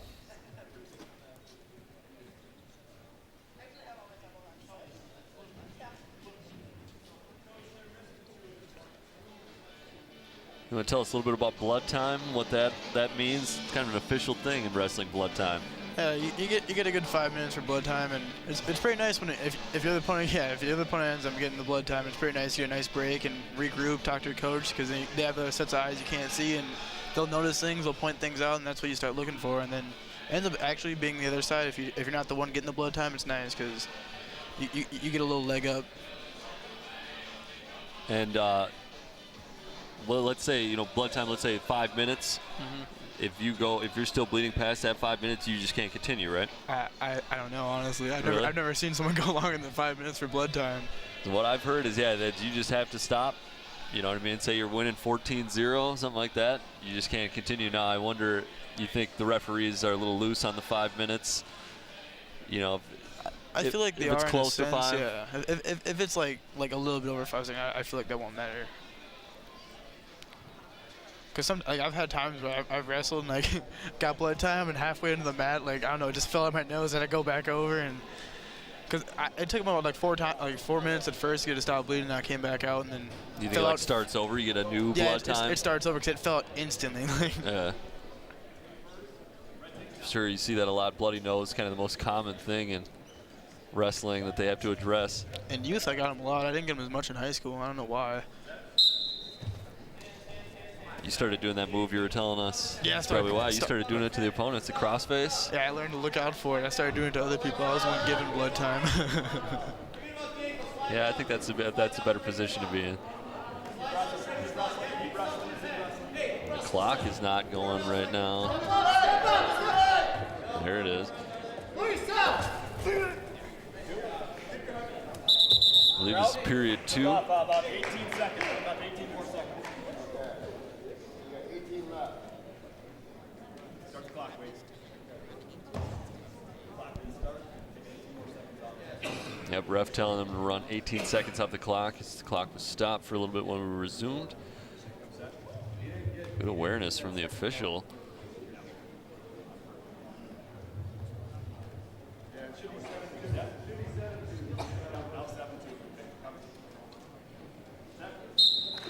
And we're ready to roll with the clock all good now. Martinac trailing 5-2.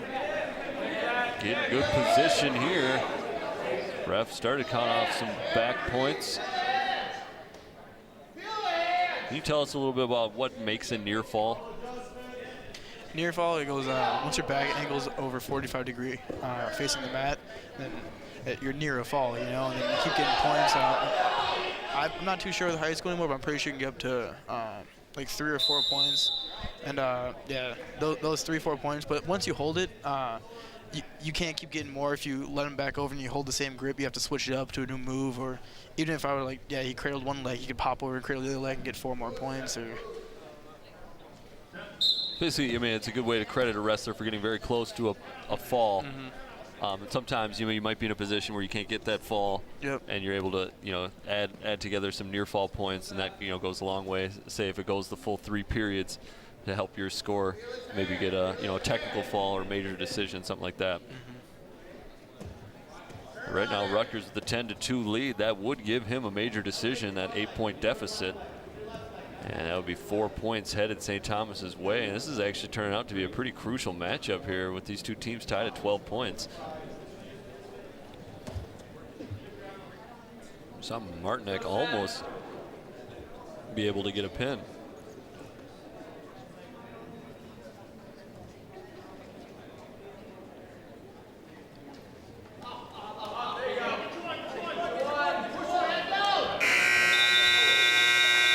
That'll be it for period 2.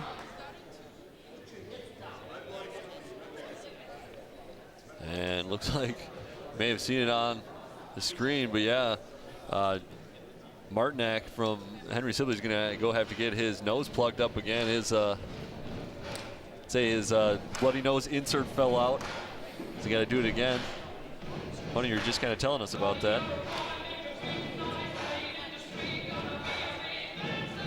And Henry Sibley going to put that blood time to a test.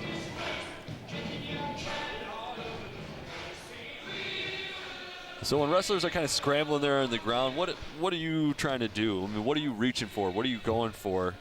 I mean, is it just legs and arms you're trying to get? Scrambling, or just trying to, I try to keep it as, usually if your butt's higher than the opponent, so kind of end up being in a good position. And scrambling, you just want to keep on moving, keep the movement going. Because scrambles are fun. You can go from a really bad position to a great position, and it's fun. Scrambling takes experience, so it's more. If you scramble more often, then you kind of, it's like an intuition. You kind of end up knowing what you want to do and knowing where you want to go. And it's kind of more like a freestyle approach to it. Now, what qualifies as scrambling? Is that just like 2 wrestlers on the mat, just kind of jockeying for position? Yeah, exactly. Like you're trying to get you're trying to fighting for the dominant in the position. Yeah, like But when you're up in the neutral position, like both wrestlers standing at each other, maybe grappling a little bit, that's not scrambling? No, I mean, if I were to We take call that grappling technically? technically, yeah. I mean, if I take a shot on someone and they sprawl out or they do this weird sit out or something, we start rolling, and then it just goes from there, you know. And I was never the best at scrambling, but I mean, it's cool when it ends up good on your end. Now, you threw out the term sit out. What does that mean? When you kick your, like, if you're down in the down position, or let's say like someone has a shot on you and you want to scoot your butt out a little bit, and it depends. Like if you're on your knees and someone has a shot on you and you scoot your legs out, and you always sit out, you end up just sitting out on your butt, and you can scoot around from there. So would you say when you were wrestling, I mean, you spent a lot of time on the mat, that was kind of more your approach? Yep, sit outs and switches were my main thing, because I feel like I had more control there. I felt a lot more comfortable, felt more free, able to move, and I had more options. I feel like I was never a fan of stand-ups and stuff like that, because I just felt like it took too much energy. I like to conserve my energy a lot, so I could have a great explosive third period. Is there any difference in like the amount of leg work it is, scrambling versus standing? Are you using more arms when you're standing, using more legs when you're scrambling, or? Scrambling is more of a conditioning thing, because you got to keep moving, and you're constantly looking for other things to grab, constantly looking for other places to go, and it's nice. If sit out, you can sit a little bit. You got some time. You can fight hands. You know, like Granby, like doing a Granby roll is a great start of a scramble, because you just roll and it goes from there. And you just kind of see what you get after the roll. Exactly. Like if end of the period and you gotta go and you're trying to get at one point, you know, and just Granby and just start moving, try to get out as fast as you can, keep moving and rolling, and sooner or later he's not gonna be able to follow you, and boom, you get out.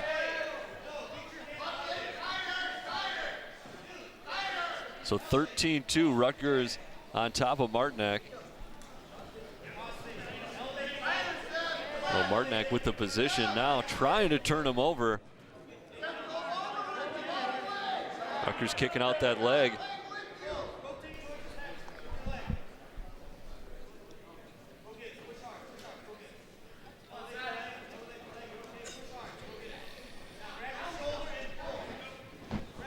Now, how is Rutgers here in St. Thomas resisting being flipped over onto his back?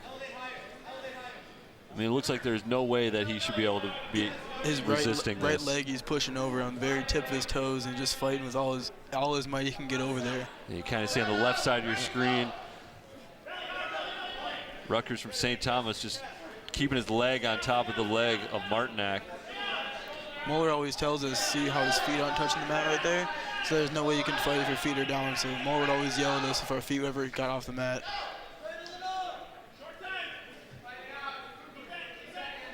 Boy, Rutgers getting out of a tricky situation.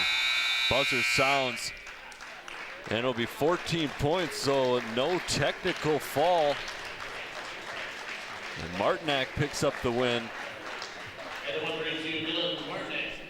Well, Dylan Martinac does get the win there. And that'll be 4 points.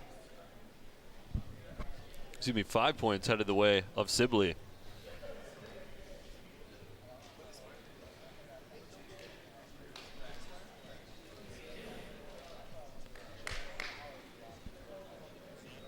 At the 138 pound for the cadets, Jack Linsmeyer.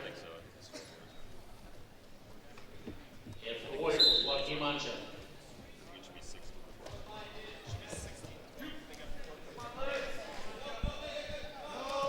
Yeah, and so that was actually not a technical foul, was a major decision. Was only 14 points, so Sibley leading St. Thomas 16-12.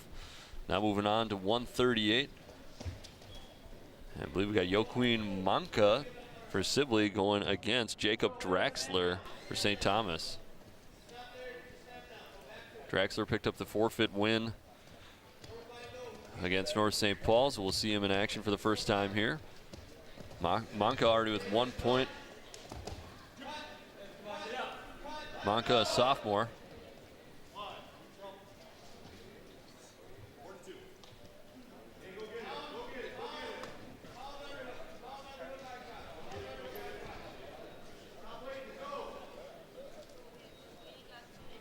(4-2) the lead for Manca.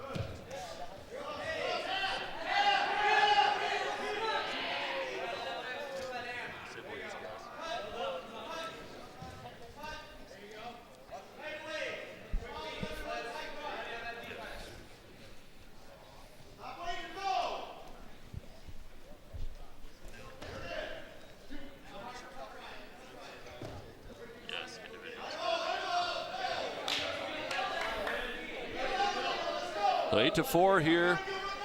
30 seconds to go, first period. Draxler trying to shoot the legs. It's actually Manka leading 8-4.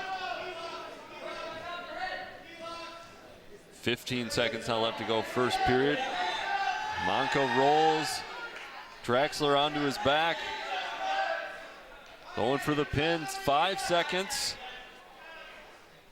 And Draxler might be able to make it out, but he can't, just in time. 0.8 seconds left to go, period 2. Manka gets the fall. And that's 6 more points headed Sibley's way. And they're going to lead it 24-12. 22-12. Not great math there. So 22-12 as we move on. 145 pounds. 145-pound division for the cadets, Jacob Draxler. And for the Warriors, Quinn Davies.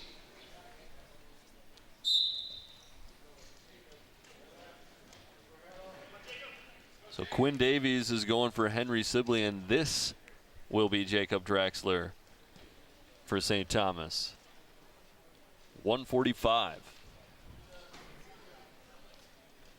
Quinn Davies, Henry Sibley versus Jacob Draxler, St. Thomas.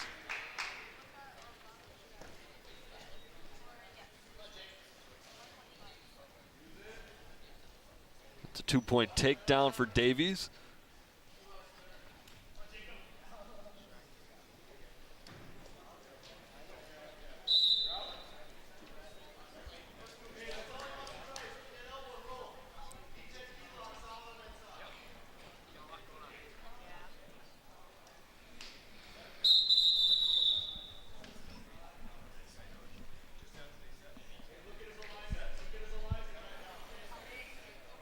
So, bit of a false start there from Davies.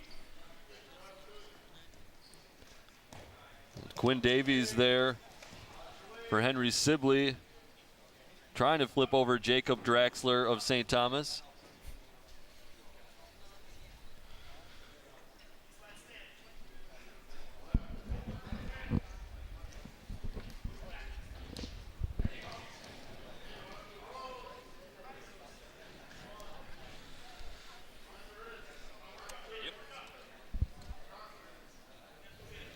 So 2-0 here, 40 seconds left to go, first period. Henry Sibley starting to take control of the team score here, last couple, getting falls. Davies looking for another one.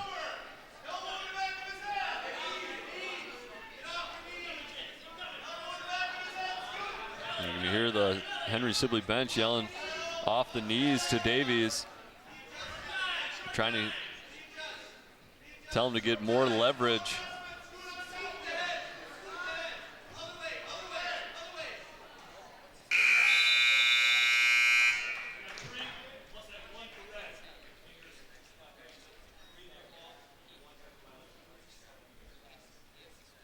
Looks like Davies will get 3 near fall points added to his score. And I think 1 more.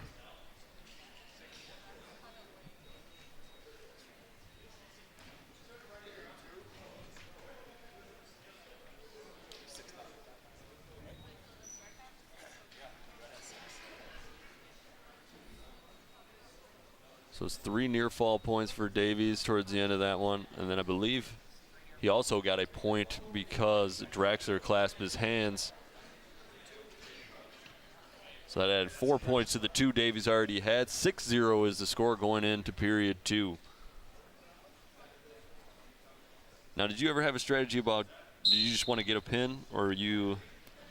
It depends what the team needed. Mo would always talk to me before if he wanted me to get a pin or attack or whatever. Normally he'd want me to get a pin, but if it was a good match and it was a good matchup for me, he'd try to get me to get the major decision. Or it depends. Like there's certain kids, like if it's a homie, you know, and I'm pretty confident I was gonna beat the kid, I'd maybe play with him a little bit, but it just depends, you know. Now, what would be the reasoning behind not taking a pin and, you know, taking a major decision or something like that? Because aren't you losing at least a point if you're doing that? Yeah, I never really questioned Mueller much. I don't know his reasoning behind things, but That was more of a, it was more like a mental message rather than, you know, just points on the scoreboard. It was maybe, you know, sending a message to the opponent. Yeah, and then there's sometimes in the match that you realize the kid's too squirmy and you won't be able to get him on his back, so you either try to go for a tech fall or. You kind of figure maybe I'd probably just be better suited just tacking on points and, you know, taking them down, getting up to that technical fall, hopefully. And there's some kids that you get them on their back and it's like a fish out of water. You can't hold on to them and they're flipping, like they're flopping everywhere, but they're easy to take down, you know. So you just let them up and take them down. Let them up. I bet some of those taller, lanky wrestlers are a little difficult to pin down. They don't have any shoulders. It's like this wide. I know.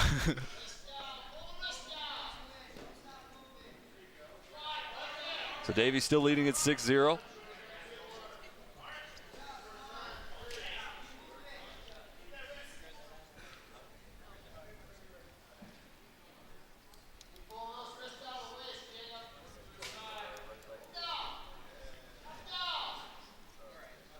Draxler on top now, trying to get back into this one.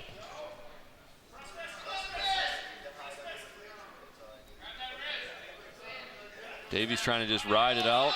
Got 20 seconds left to go. And I think we're going to stop. Potentially dangerous situation. Another armbar going past 90. You saw he was kind of spinning him there. Was that the Henry Sibley wrestler trying to get out of that, or was he actually being? It's a mixture of slipping on the mat and the St. Thomas kid pushing, trying to get around, and sometimes I've seen people just spin in circles, and I liked arm bars for a sense that it was nice to get near fall points, but it is very hard to pin someone in an arm bar. And I could see where, you know, you talk about that armbar getting into a dangerous position. I could see where someone maybe sliding or slipping on the mat, all of a sudden that armbar gets slipped into a kind of a dangerous position, which maybe happened right there. So they're kind of spinning around pretty quick. It seemed like it'd be really tough to keep that armbar from getting into that potentially dangerous. It is. That's why whenever if I ever got one armbar, I always try to go for the second, get the double going, because then you can just grab the opponent's elbows and keep them at a good 90, and it's a lot easier to get more back points, and it's even easier to pin with a double, but it's very difficult to get that second arm once you have one, because in bottom wrestlers, there's no way he's letting you get the other one. Like. Yeah, he can put all of his energy basically on preventing one arm from being taken, while you have to hold on to another. So Draxler did get on the board. He's got 2 points. As Davies really trying to ride this one out for Henry Sibley. Draxler working hard, no points given there.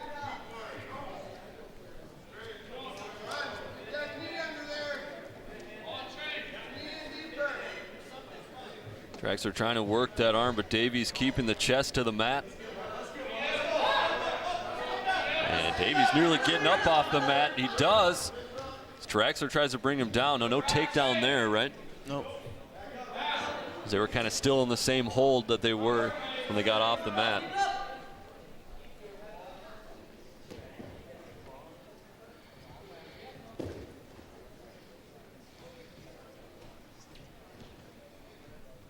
Countdown to about 30 seconds left to go in this one.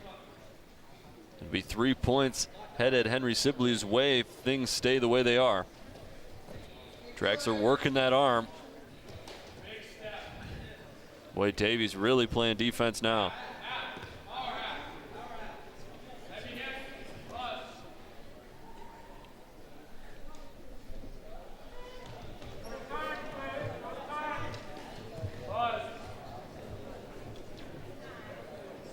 Three seconds to go here.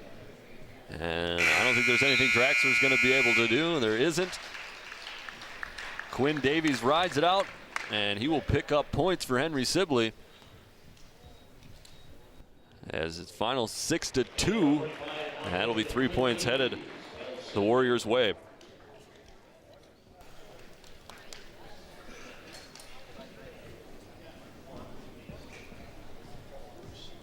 (25-12) now your team score. At 152 pounds for the cadets, Juan Almeida, and for the Warriors is Sibley, Levi French Amara. And you just heard Levi French Amara coming up for Henry Sibley. Juan Almeida, the junior. This is the 152-pound weight class.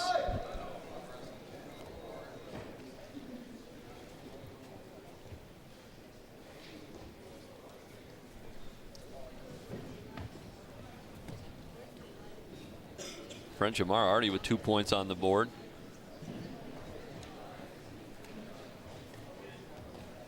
When somebody scores that early, what do you suppose that was? Just a quick takedown? Yeah, it was just a quick takedown.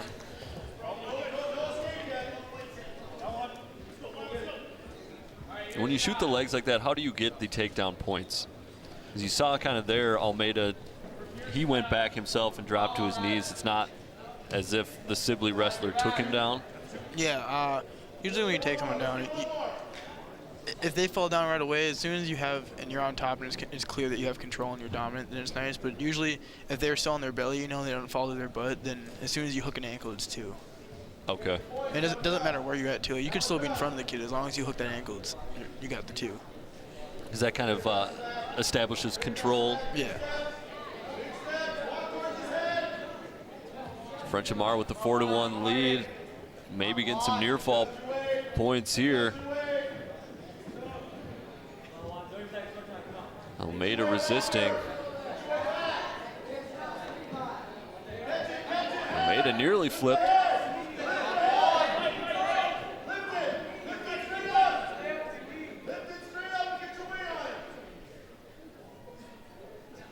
"15 seconds ago," you can hear the instructions from the sideline. And there it goes.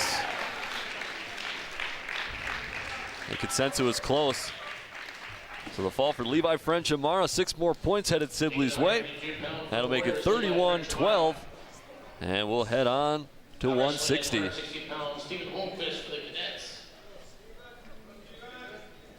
Stephen Holmquist, 9th grader for the cadets. And for the Warriors, Connor Bell. It'll be Connor Thell, sophomore, for Henry Sibley. So did you start having more success as you dropped weight classes and got older throughout? Most definitely. My freshman and sophomore year were overall losing seasons, and then junior year was my first winning season. Senior year was a good season. Then broke my finger. I was out for the last 4 months. But before I broke my finger, I think I was like 10-2. So I was doing really good my senior year, and then. Oh man, that's too bad. Yeah, no. Is injuries a big part of wrestling? I mean, for some people it is. I never had that big of an issue. Like I sprain my fingers all the time. You know, I mean, that's just what comes with it. But I mean, I've never really had that many big of issues. And things that would keep you from actually wrestling. Yeah. I mean, the only injury I ever had that kept me from wrestling was actually breaking my finger, and I did it whizzing down on someone's shot too, being defensive.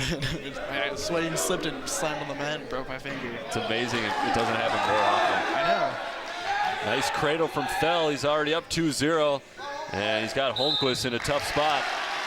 And that'll be another fall and 6 points for Henry Sibley.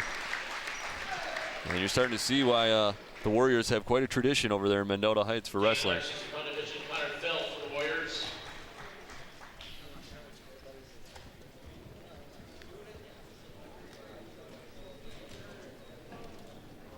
Tough luck for the freshman Stephen Holmquist from St. Thomas Academy, but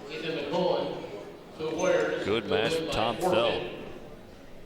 And Warriors are going to win 170 by forfeit. Ethan McCown not going to be challenged, so that'll be 6 points headed Henry Sibley's way again. And the 182-pound division for the cadets, Michael Kenny.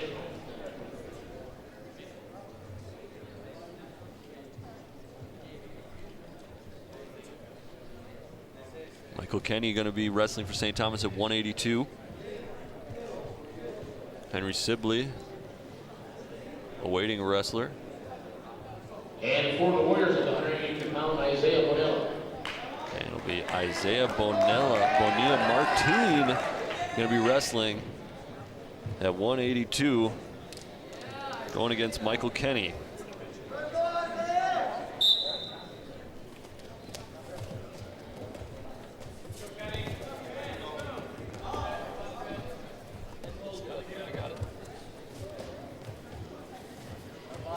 So we saw Kenny go against North, did a very nice job against a very tough opponent in Irving Sereno. And Kenny's going to have his hands full with Bonilla Martin. St. Thomas out of it for the team scores, but Kenny going to try and get them some points. Sibley leading 43-12 on the team score. There it is.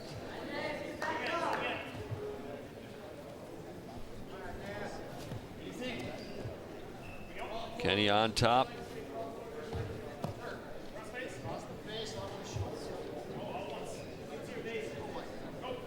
We see the Sibley wrestler here. Is he just trying to scramble for the outside of the circle? Just kind of inching along everything on the mat.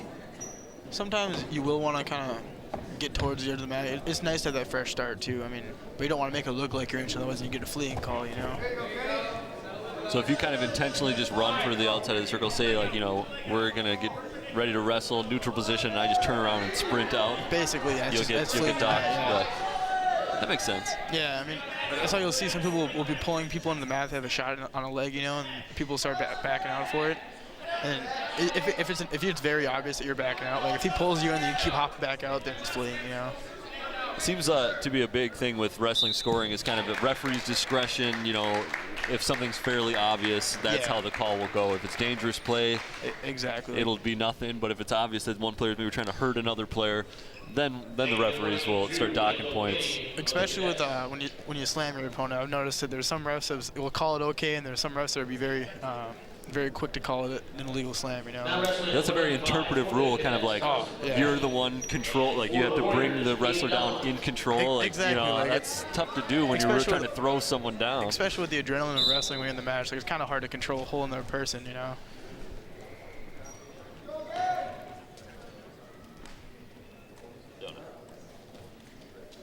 Let's go with it.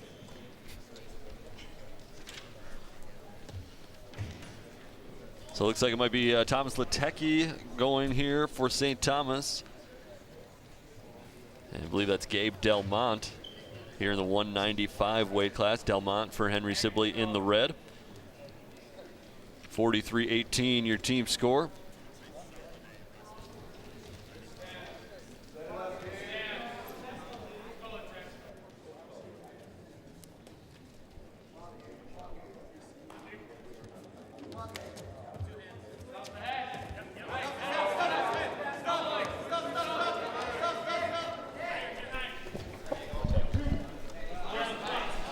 Latecki jockeying for position on top of Delmont.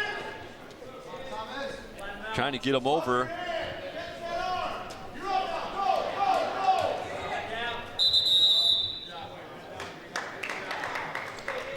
And what was the call right there? Being out of bounds, but I feel like that was a very early call. Yeah, we kind of talked about it. I'm not sure if you're as familiar with the new rule here in Minnesota, that they've kind of extended what out of bounds is. That's what I thought you said, and that's why I was saying that seemed very, very quick to call it, because he was just about to get a takedown on the edge of the mat, and the Henry Sibley kid wasn't even fully off the mat yet, so I don't know why that was such a quick call. Yeah, it seems like that also is kind of, it's more of a gray area call as well, kind of up to the referee, the way Coach Lloyd was telling us. Yeah, I feel like there's a decent amount of calls that have a good gray area in them. Can that be frustrating as a wrestler? Extremely. I mean, I suppose that, you know, in a lot of sports, basketball, it's either foul, no foul. You can say bad call, not a bad call. Exactly. This one, it's sort of, you know, one side's going to say obviously that was a good call. The other side's going to say it wasn't. So 195-pound weight class, 24.6 seconds left to go here. Period number one. Latecki from St. Thomas on top of Delmont from Henry Sibley. Henry Sibley has it all wrapped up here team score-wise.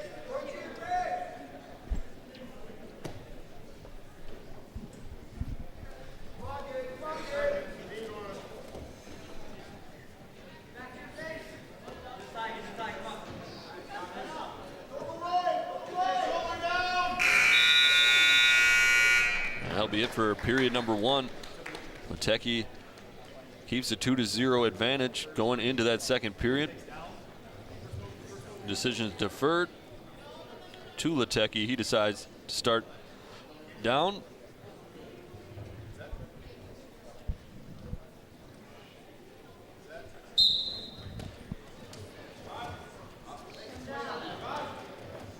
And there's a start at period two. Wrestlers leave the ring. And we'll do it again.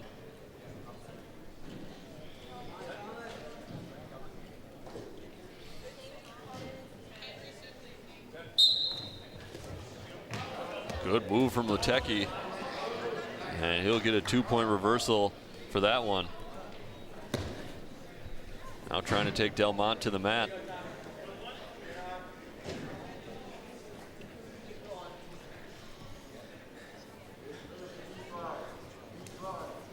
You see right there, that was a great crossface. Excellent shot from our camera crew right there. I can see where that might be. It's very painful. You could use that to your advantage a little bit. Especially if you get the money shot right in the nose, too.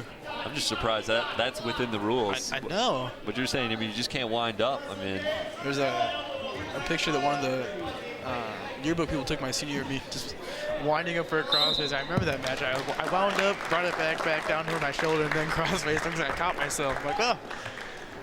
You showed the restraint. You know what I mean? I think that was good. The referee was able to interpret it correctly then. Oh, I know. Saying it wasn't dangerous. You controlled yourself. It was clearly, I just swung my arm back. I'm like, wait a minute, and brought it back. It's like, I can't make it look this bad at the very least. So pinfall there for St. Thomas. Move on. So Latecki wins at 195. We saw we're going to go to 220. I think we might feature one of the best wrestlers here for Henry Sibley at the 220-pound weight class. That's Elliot Tuvey. Now wrestling for the Warriors at the 220-pound, Elliot Tuvey. Elliot Tuvey ranked in the top 10 in Class 3A, the 220-pound weight class. And Toby Lopez is going to be wrestling for St. Thomas Academy, senior. So we saw Corey Gunther wrestle for North, and he got the pin. Top-rated wrestlers in the state. And we'll see another one right here in Elliot Tuvey in red for Henry Sibley.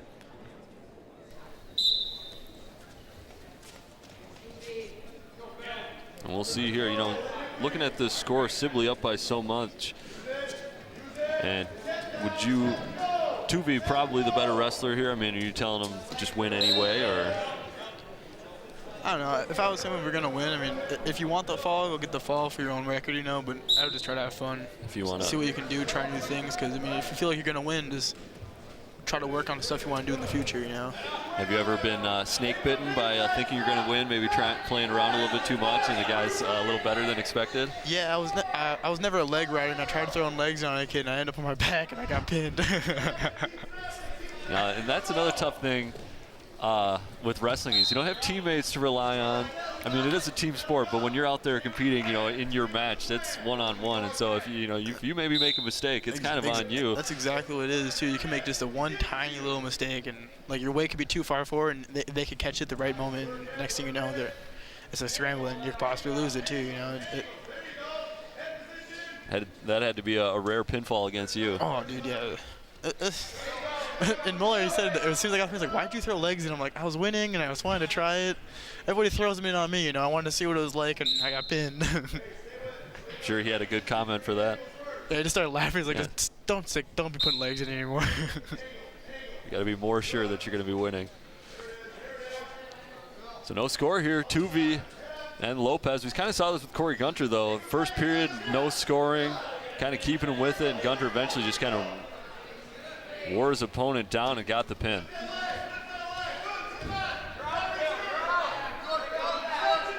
I think Tuvey looking for a throw. Gets a leg, takes him down. That is a 2-point takedown.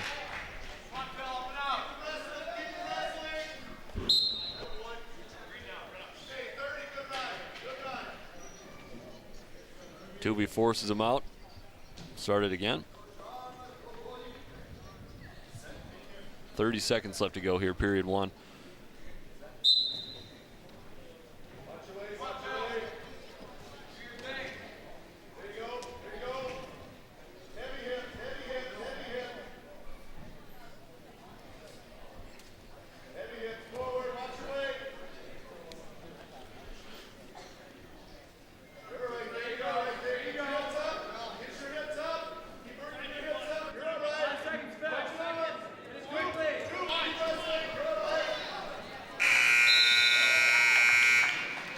That'll be end of period one. You saw there Tuvey maybe with a nice little cross face at the very end.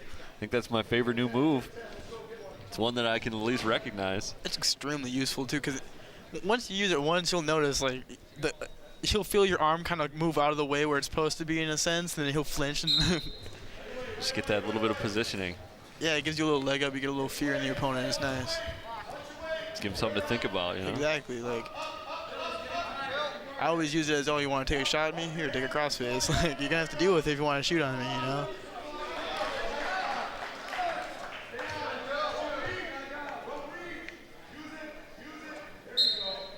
So 3-0 Tuvey leading.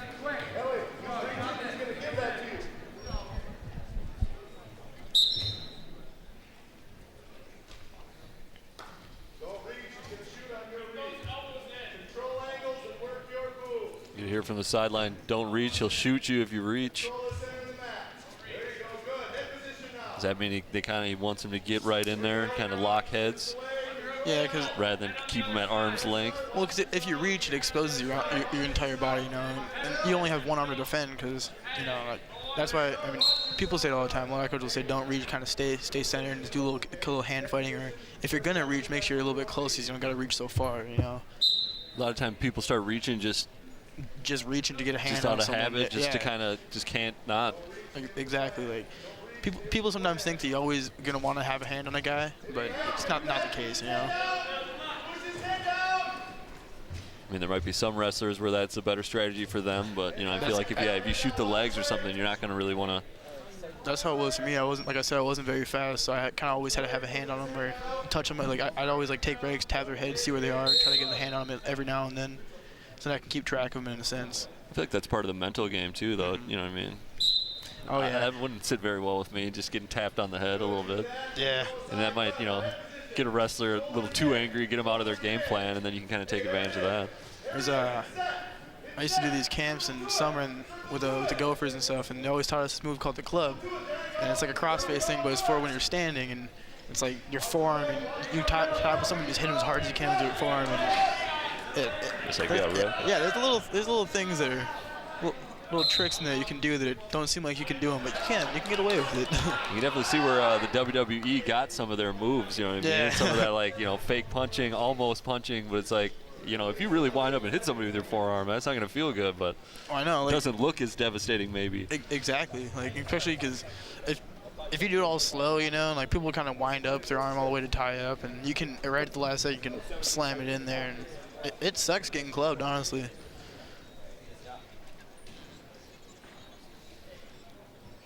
I think we have a scoring or a timing issue right now. Have a brief stop.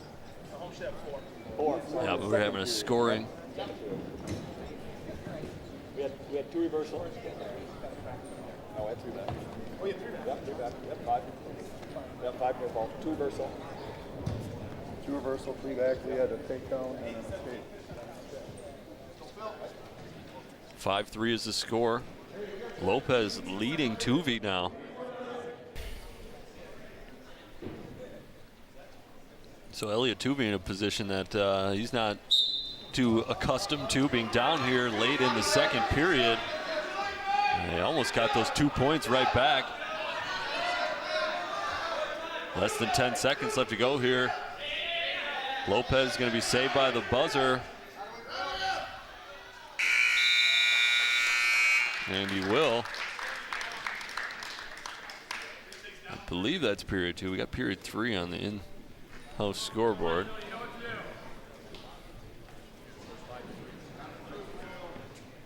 So that's period 2. Here's period 3 getting ready to start. Tuvey's going to start in the offensive position, trailing by 2 points. I have a surprise result right now. Toby Lopez doing an excellent job for St. Thomas. Tuvey with 2 minutes to do something.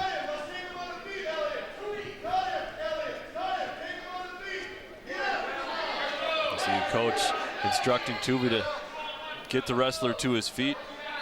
And with that, you do have to sacrifice a point, but the whole purpose of that is you think that you're going to get more takedown points. Exactly. So you're willing to give up the 1 to get 2 and eventually more probably on top of that. Exactly.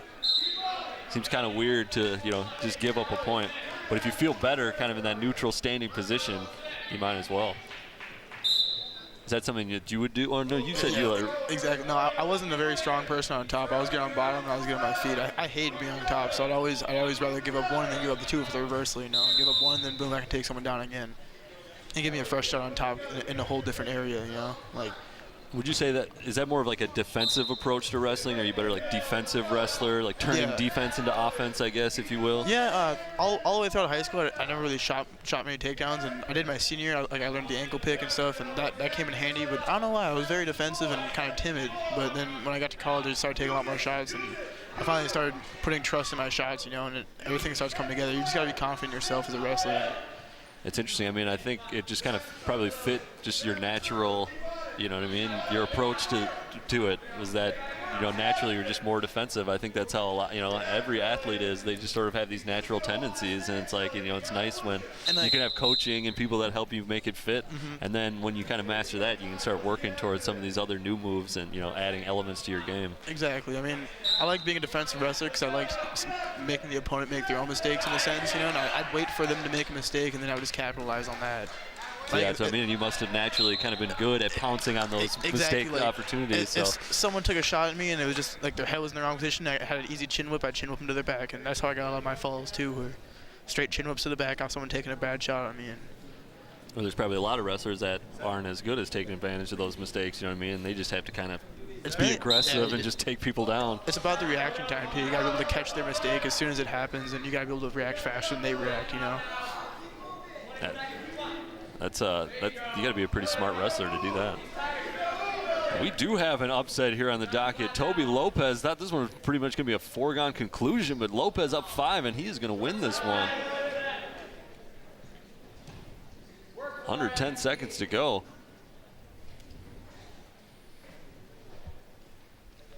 There goes the buzzer.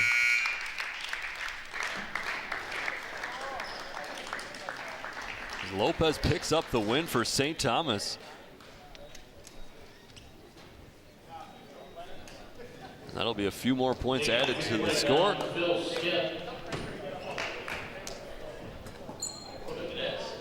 the heavyweight, we have Josh Brown for the Warriors. And for the cadets, Jimmy Lennon. Jimmy Lennon going to return after being pinned by Corey Gunther against North. And he'll take on Joshua Brown, the two heavyweights here now.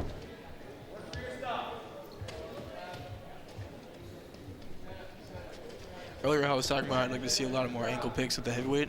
I forgot that I just saw St. Thomas kid doing it. They have a little alteration of it since you can't get down there so fast. You know, they have the knee pick. You just instead of the ankle pick, you just go for the knee, and same concept, you know. And when you say ankle pick, knee pick, is that just kind of grabbing at that ankle? Yeah, you take like I was talking about the club before. You have the tie on the neck, and you take that while you take the knee and you push it and kind of cross them. So a quick fall for St. Thomas again. Jimmy Lennon picks up the fall early in period 1. 6 more points to St. Thomas, but Henry Sibley already had it wrapped up. That'll be it at 43-27. So Sibley taking down St. Thomas in the second part of our 3-part triangular. We're going to wait for a little bit. North and Henry Sibley will get together.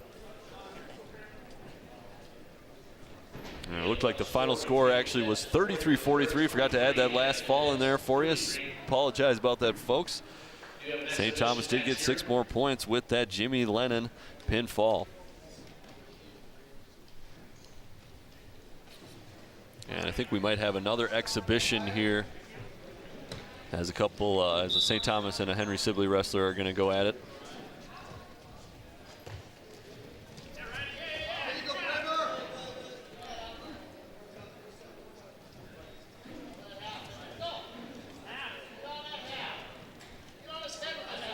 Not exactly sure who these wrestlers are. If we can get word of that, we'll let you know. We're getting a couple guys some action. Doesn't count towards the official scores. It might be a couple of JV wrestlers, guys who get time with both. And they wanted to get them. They had a good matchup here, so they wanted to get them some action. Reward them for coming out here tonight. We'll have this exhibition match. And I believe after that, North And Henry Sibley will duel it out for the conclusion of our triangular. We saw St. Thomas take down North. Henry Sibley take down St. Thomas. Henry Sibley going to be favored there in the third part of our action here tonight.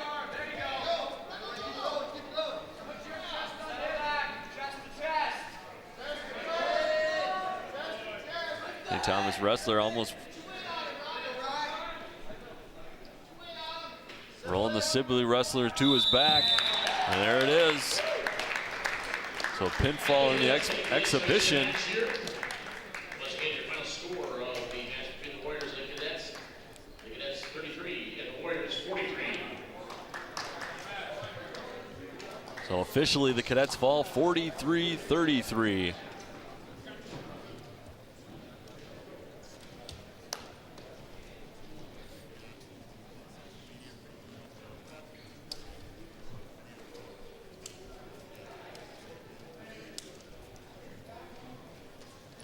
So that'll conclude the second part of our duel. As I mentioned, we'll have North back take on Henry Sibley in the third portion. And I have a little bit of time in between that. I want to thank you for being with us. I want to thank the folks in the Town Square television area for joining us as well. Got to love to broadcast out that way, especially when we include a couple teams from that area on our broadcast. Always great when these stations can come together and work together to provide material for a few different spots in the metro. Hey, I want to remind you of how you can contact us on social media. You got any good social media things for our social media montage, which you maybe saw a little bit earlier in our broadcast? You can get at us at Facebook, SEC TV, Twitter at SEC TV Sports. I'm also on Twitter at Sam SEC TV. You can find me on there. Instagram, we got one of those going, SEC TV, and YouTube, surprise, surprise, SEC TV. So check us out on there. Find our YouTube channel. You can find links to all of our broadcasts, some of our past broadcasts. Done a few wrestling matches in years past here at North.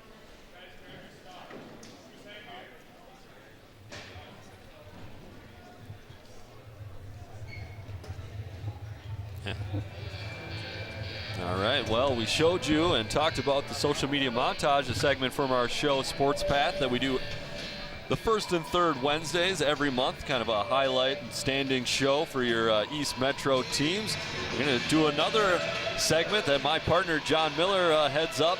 It's called the Athletes of the Week, so let's take a look at which athletes were John's Athletes of the Week this latest path.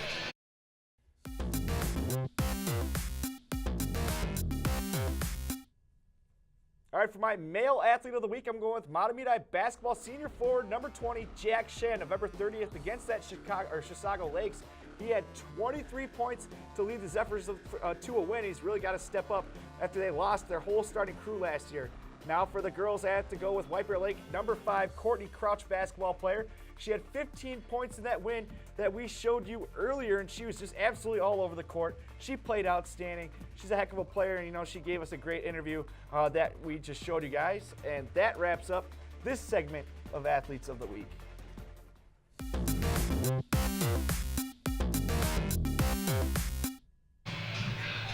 Well, there was Athletes of the Week, a couple of premier athletes for your Fab Four doing some big things on the basketball court. One Zephyr, one White Bear Lake Bear.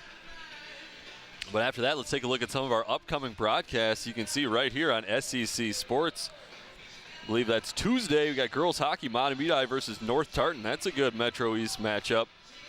That North Tartan program in their second year of existence, but doing big things. Matamidi very close to a state tournament appearance last year, so that should be a good one.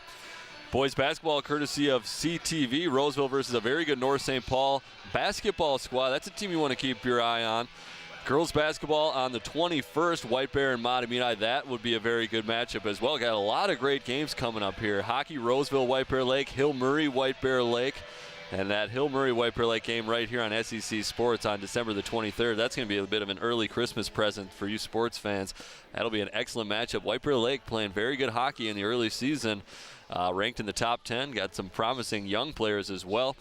Then a handful of broadcasts there, courtesy of CTV. Some good matchups as always.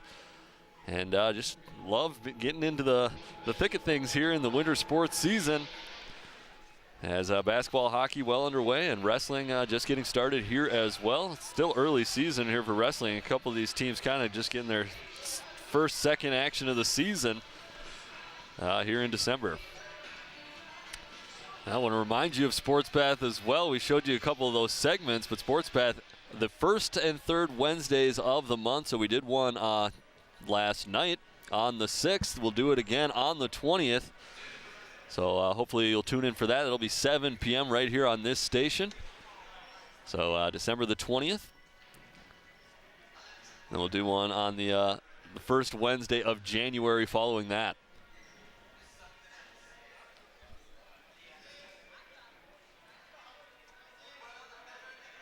Still some time here before we really get things going.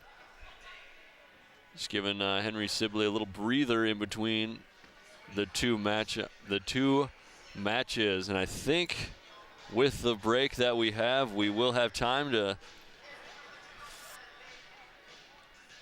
keep chatting with you, I guess. All right, so we'll keep chatting for a little bit. We're kind of feel out when this thing's going to get going again.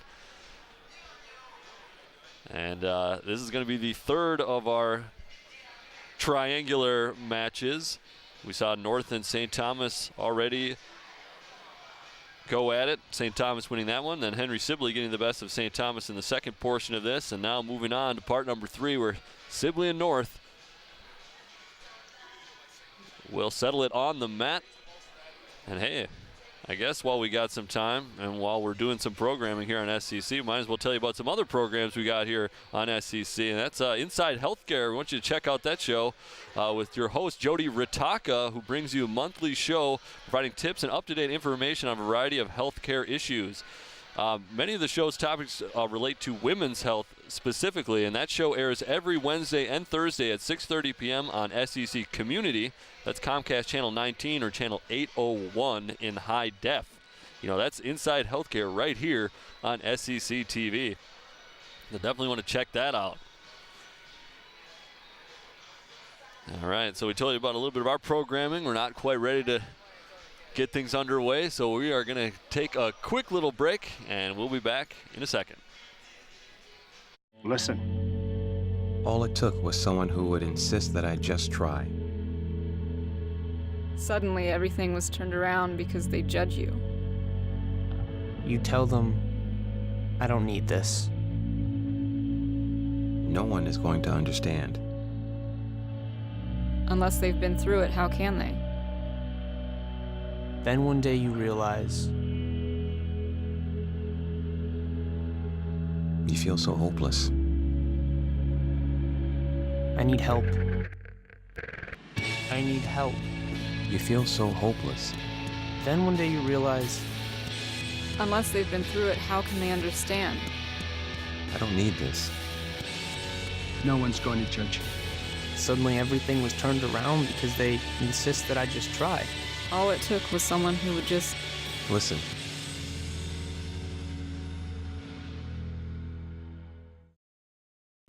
Everything starts out small. The things that hurt us, they all start from somewhere.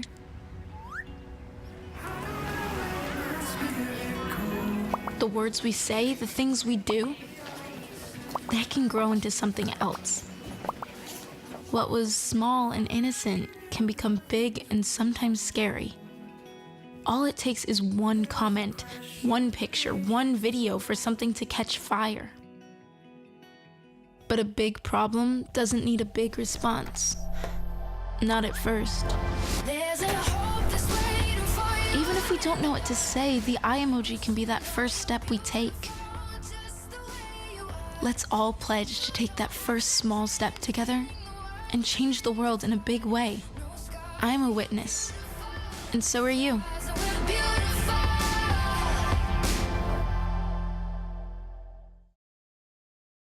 Hey, look, it's those guys. Let's hit those pearly whites, man. Yeah! The boys, check it out.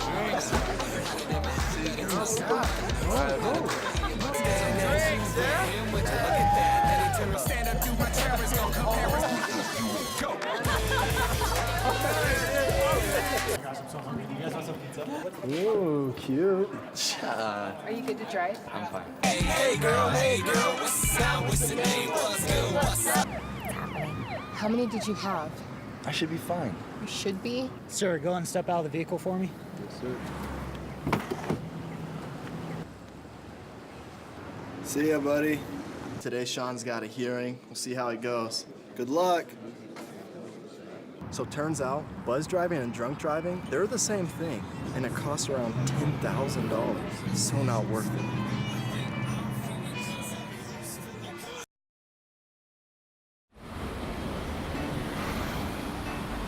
Hey, let's check out this park.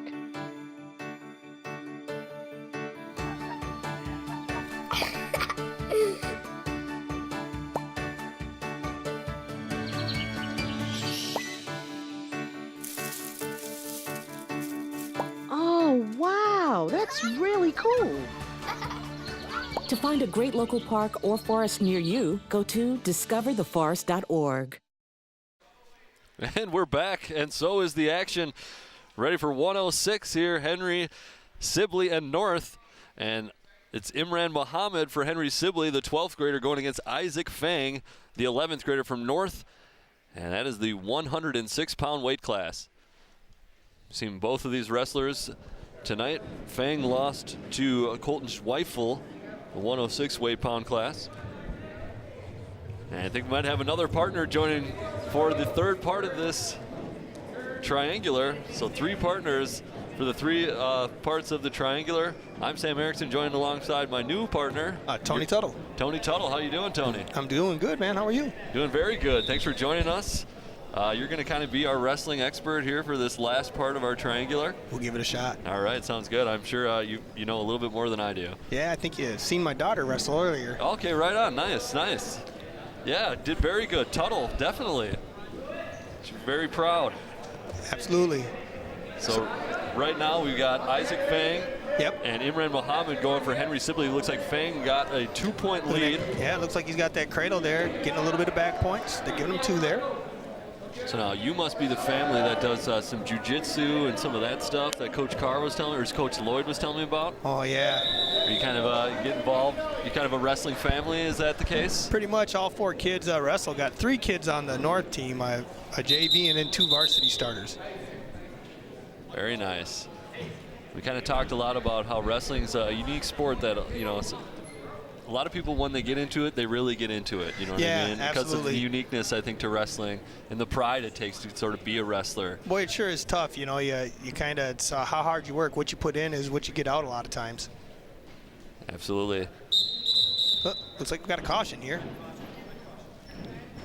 And what would that caution there be? Is it just... Bottom guy moved before the ref's whistle. So he's setting him now. Yeah, I kind of saw that in our last match. That happened once, where a wrestler just tried to get going a little bit too early before the ref signal. Well, there's something unique to wrestling, though. You get 2 cautions, so for a wrestler to use a caution isn't necessarily a bad thing. It's a good thing. If you can get a jump on the whistle, whatever it takes.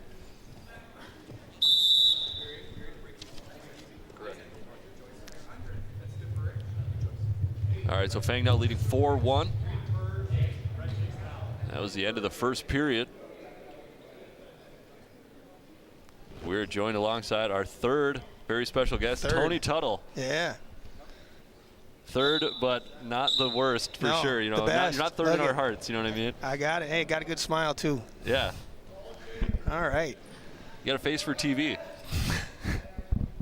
Try not to breathe so much in here, Sam. I'll keep the jokes to a minimum. Oh, no, that works. So Isaac here looks like he's trying to get a ball and chain into some kind of bar there. He's getting some back points. Nope, he doesn't quite have them there. So what he's doing is he's kind of controlling one of the arms there and just trying to turn him to his back, whatever angle he can get. Guy on the bottom really wants to try to get his elbows in, his head up, and just build that base like he's doing now. And if you were that bottom wrestler, that Sibley wrestler, would you be trying to get to your feet as we saw him? Yeah, I'd be trying to get my arm back. I like you've already thrown out a couple of move names. That's something that we kind of need to build our glossary a little bit. So I like that. We got the crossface there you go. Our last guest, he was a big proponent of the crossface. Said that was his move. Oh man, they make shirts with the crossface. Yeah, that's kind of one of them painful things in wrestling. It's sort of like a legal, is it legal type of move? It seems like a legal shot here. We got a great view of one too early on in our broadcast, which is pretty great because we were chatting it up about it. So. Well, Muhammad's not out of it, down 4-1. I mean, honestly, you got about 30 seconds left here in the second. If he could reverse this, he could get 2. He's just really got to get that arm back. We saw he's a scrappy wrestler. I mean, that Colton Zweifel for St. Thomas, a young wrestler, but he looked very good. And Muhammad took him to the 3rd period. Eventually was pinned. I think Muhammad maybe had a point lead as well, but Zweifel able to. Zweifel's an 8th grader too. Good wrestler. Yeah, did very good. In fact, he got the better of Fang wrestling in the 113.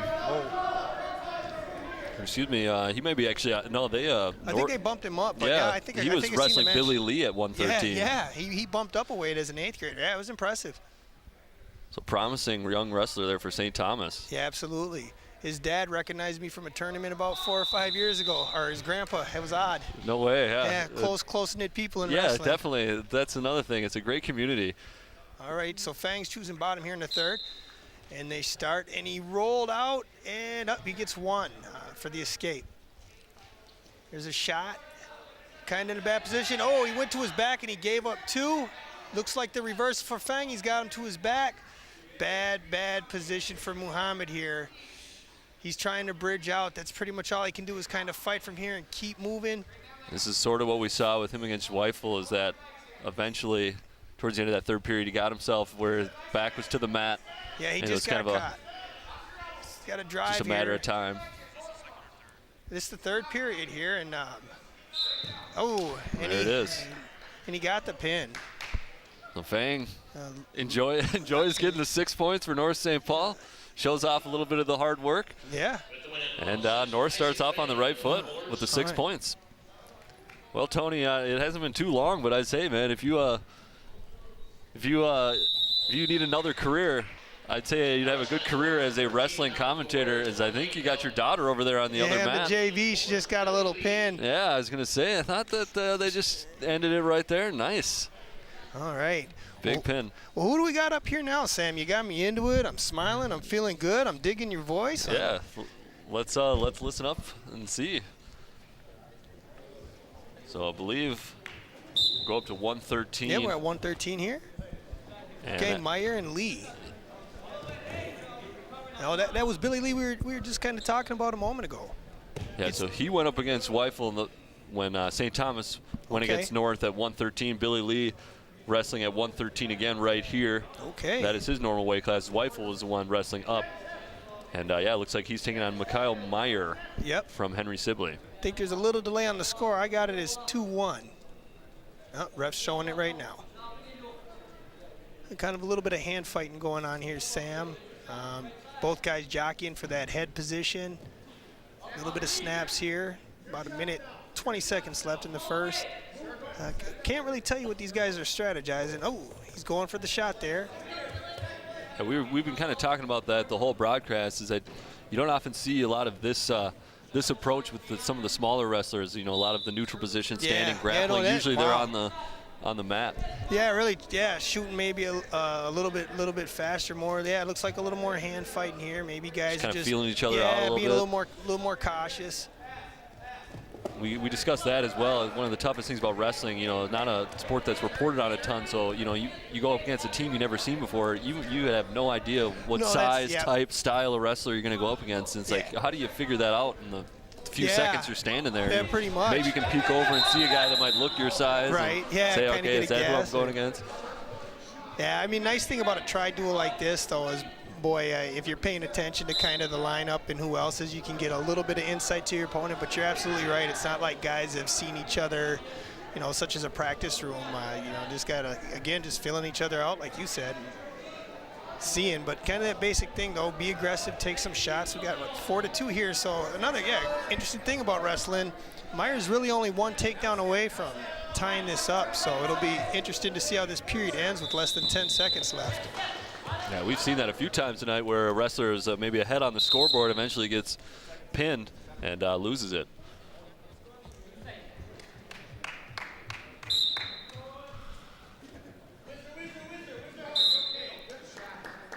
So you see there coming onto your screen, there's a kid with a foam pad, and that is because we've got a JV match going on the other side, and he's there to alert the official to when the time is up so there's no confusion because the scoreboard can't really be used because there might be confusion on the other mat. So every once in a while when that clock goes down, you'll see this youngster run in there and give a little tap to the referee. Looks like he wants to play Marco Polo or something, but yeah, it's a fun time. Some of these guys like to take a home run swing with the tap, too. yeah, that foam pad doesn't look too painful. The refs are so locked in, maybe they don't feel it too much. I don't think that they are. They are locked in. He's looking to get that escape, too. Oh, running out of the mat. We got some action here now. These guys are really getting after it. This is good to see. Yeah, what are we at, 113? These guys are getting to move a little bit faster. Be interesting to see how this exchange goes. Yeah, look at these two guys, similar body types, it seems, similar size. Yeah, absolutely. I mean, yeah, they're matching up well. It's looking like a good match, just good fight here. We'll see. And we've been kind of talking about how at these lower weight classes, so often you see different ages, different experience levels, absolutely. And different body types and size, you know. Yeah, I don't know what grade these guys are in. They're looking both close. juniors. Oh, they are. Billy Lee's a sophomore. Meyer's the junior, they're though. not. Yeah, they're sophomore and a junior. I don't know what the ages is, but boy, they look close in size, age, and weight. Coach is really getting into it. This is a close match, 4-2, about a minute left. Lee's trying to ride him out. Meyer's trying to get that escape. He's trying to knee slide there. So when you see him base out his left leg and then slide his right one, he's trying to kind of pressure back to get position to get propelled up. I'm sure Lee would be content to just stay in the offensive position, ride this one out. Got Ride 30 out. seconds left in, So I guess only the second period. I was thinking it was period 3. Oh, it feels that way. They're getting some action. He got him back down. He's still got control. So something interesting when you see him kind of lock his hands on that half he was trying. It was a power half. So in kind of that pinning combination, you can lock hands. You just can't like clasp around the waist. We've seen a few points, Doc, tonight for clasping hands. Oh, you have? Okay.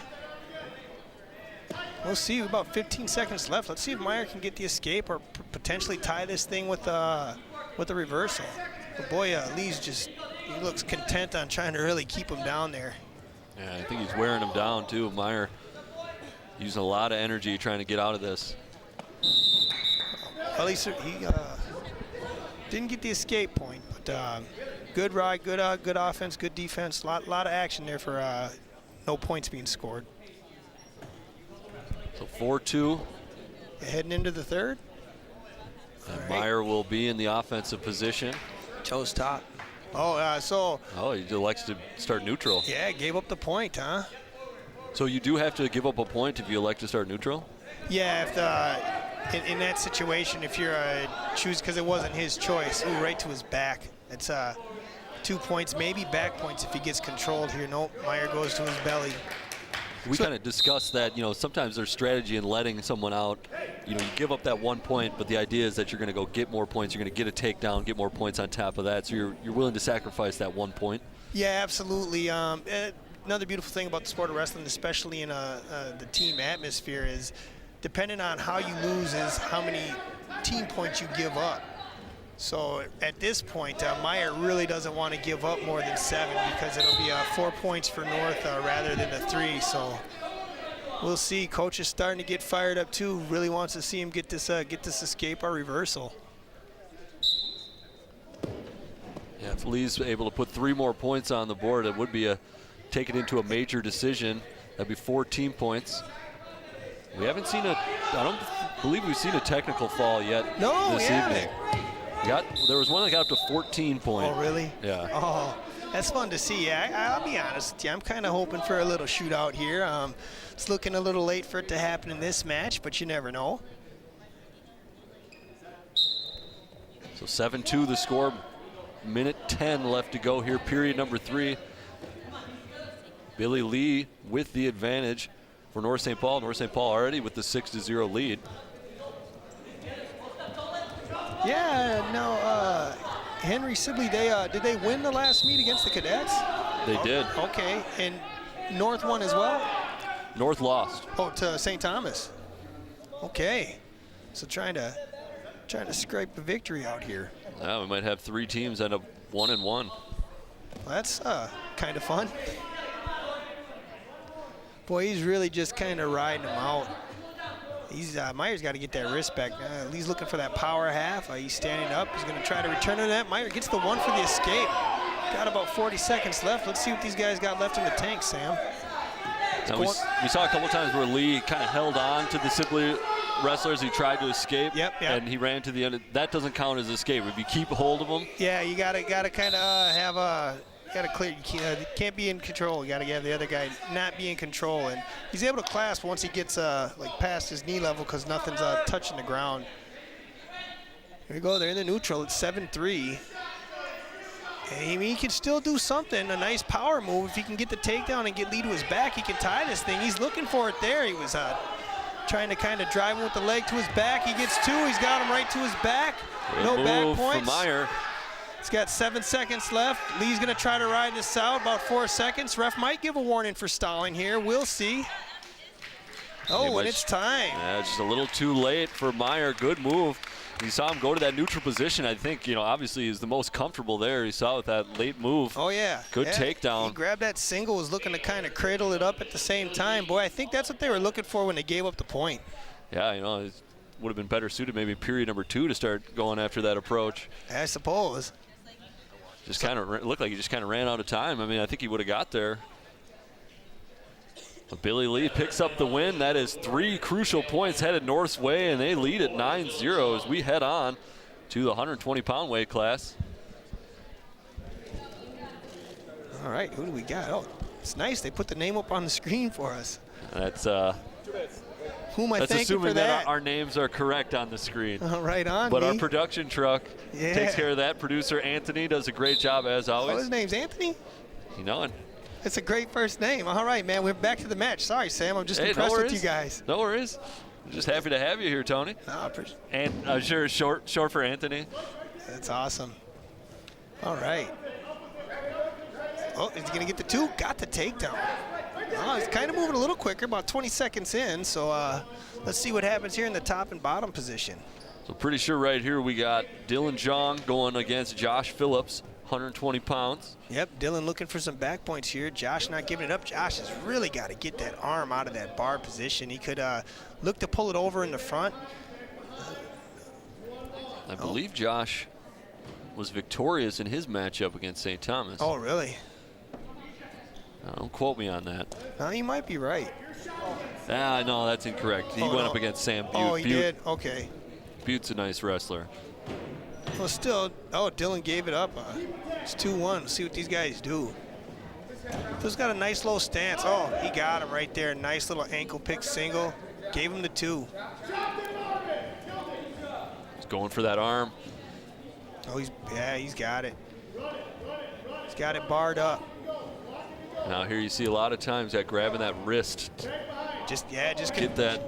Yeah, controlling that, and boy, he wants to break him back down though. That was just nice. He slipped his hand out there, and what do we got? We got 4-2. Yeah, John letting him escape there. Yeah, well, a lot of times you might hear coach yell 1, not 2. Better to give up 1 point than a reversal for 2 in that situation, especially if you're scoring the takedowns like John is. So he's got another one. Has he got him to his back? Nope, not quite. See if Phillips can get another escape. About 8 seconds left.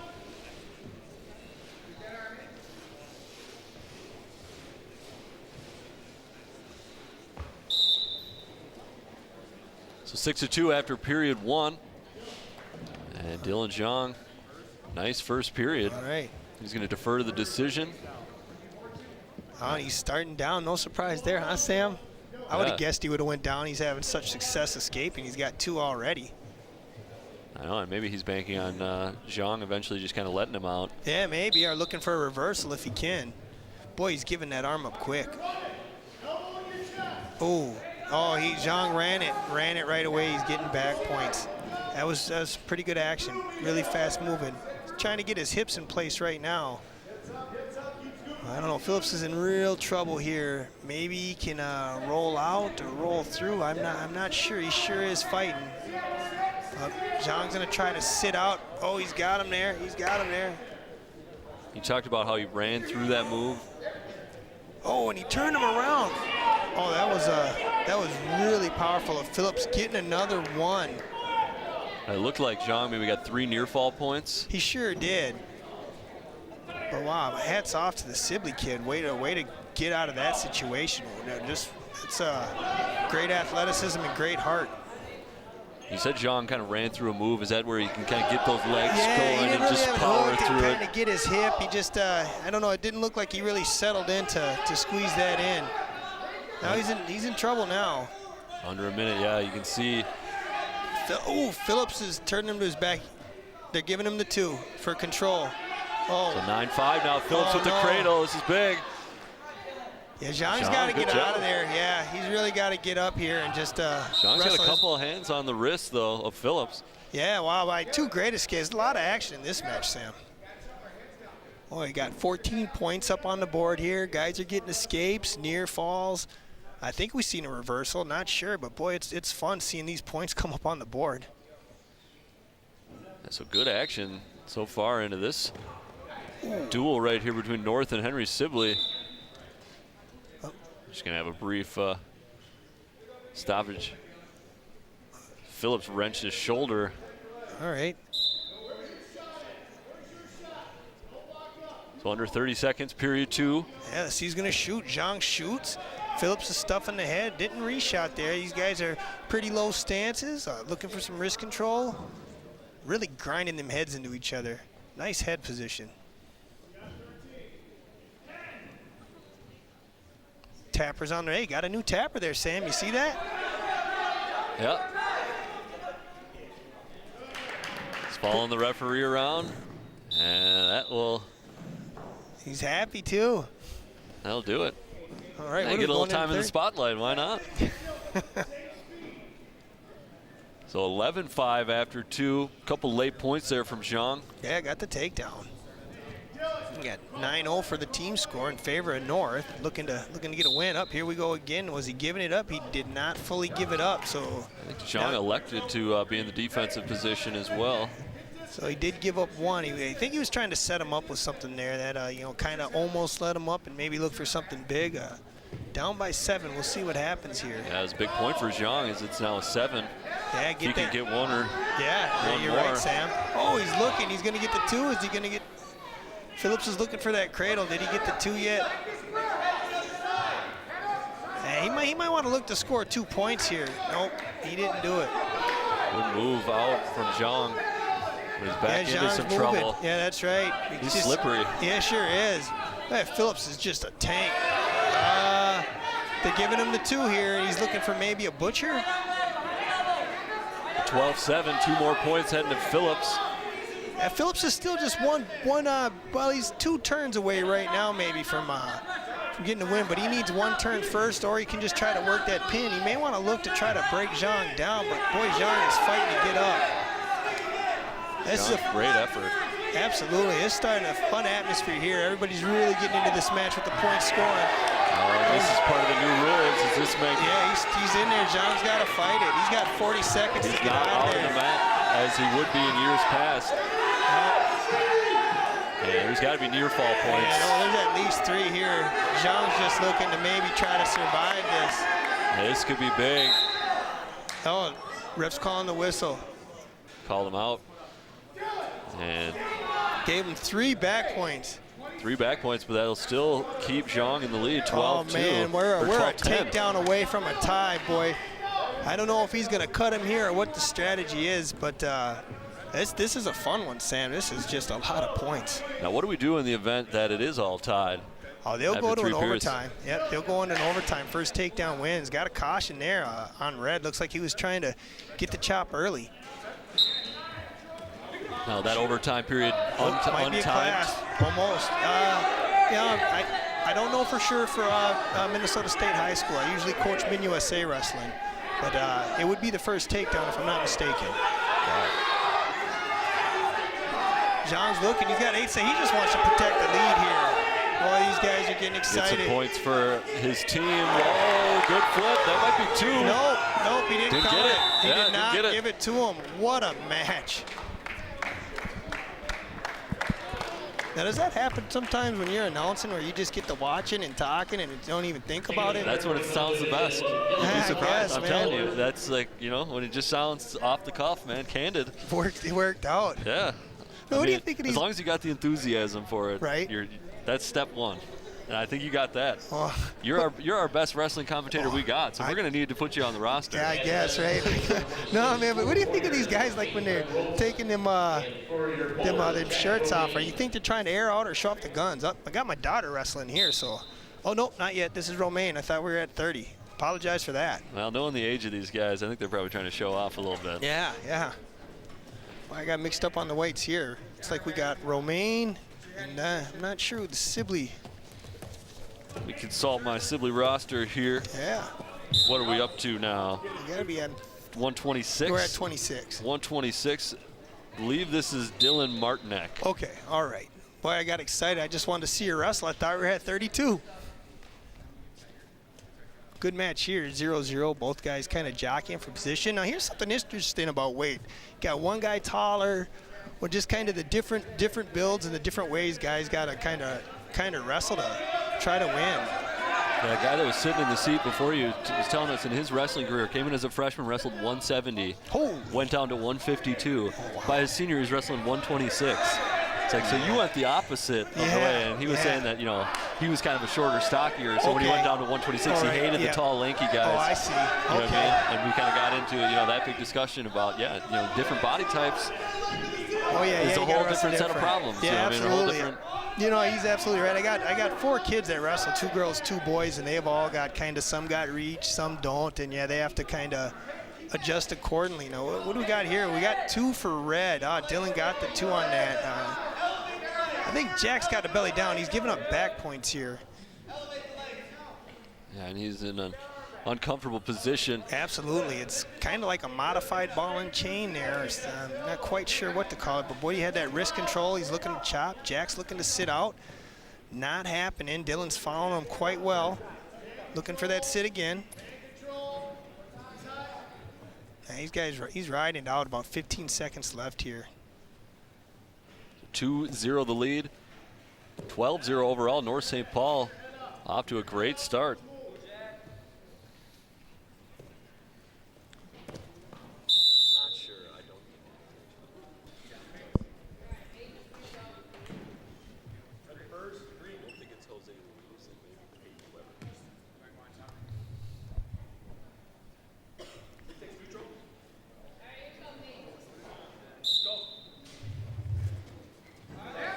Neutral position to start the second period. Don't see that too often. No. Good choice to kind of stay there, though. Yeah, guys are usually deferring, choosing down, that kind of thing. Jack's got him in a sprawled position.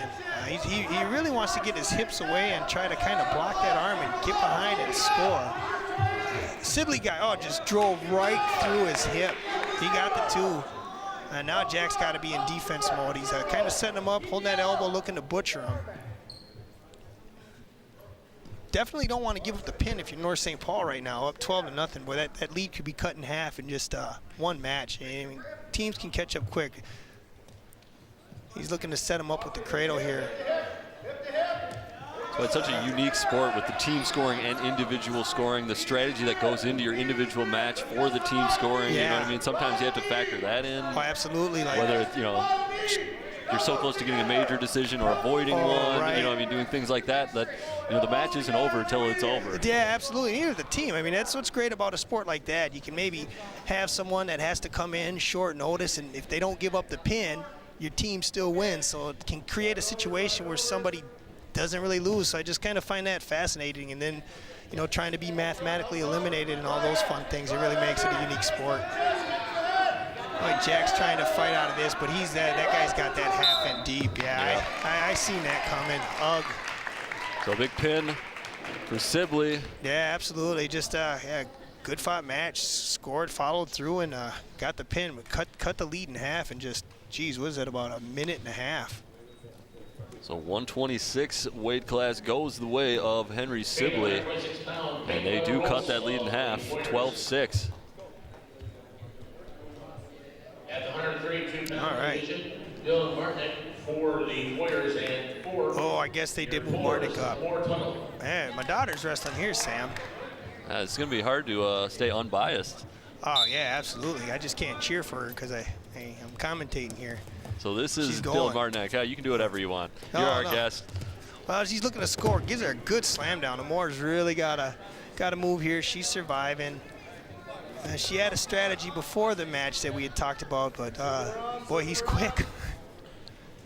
Maybe she'll try to baseball bat that. Looks like she's in survival mode now. He's really got that tight waist in. He's just deep. He's almost got his arm wrapped entirely around her.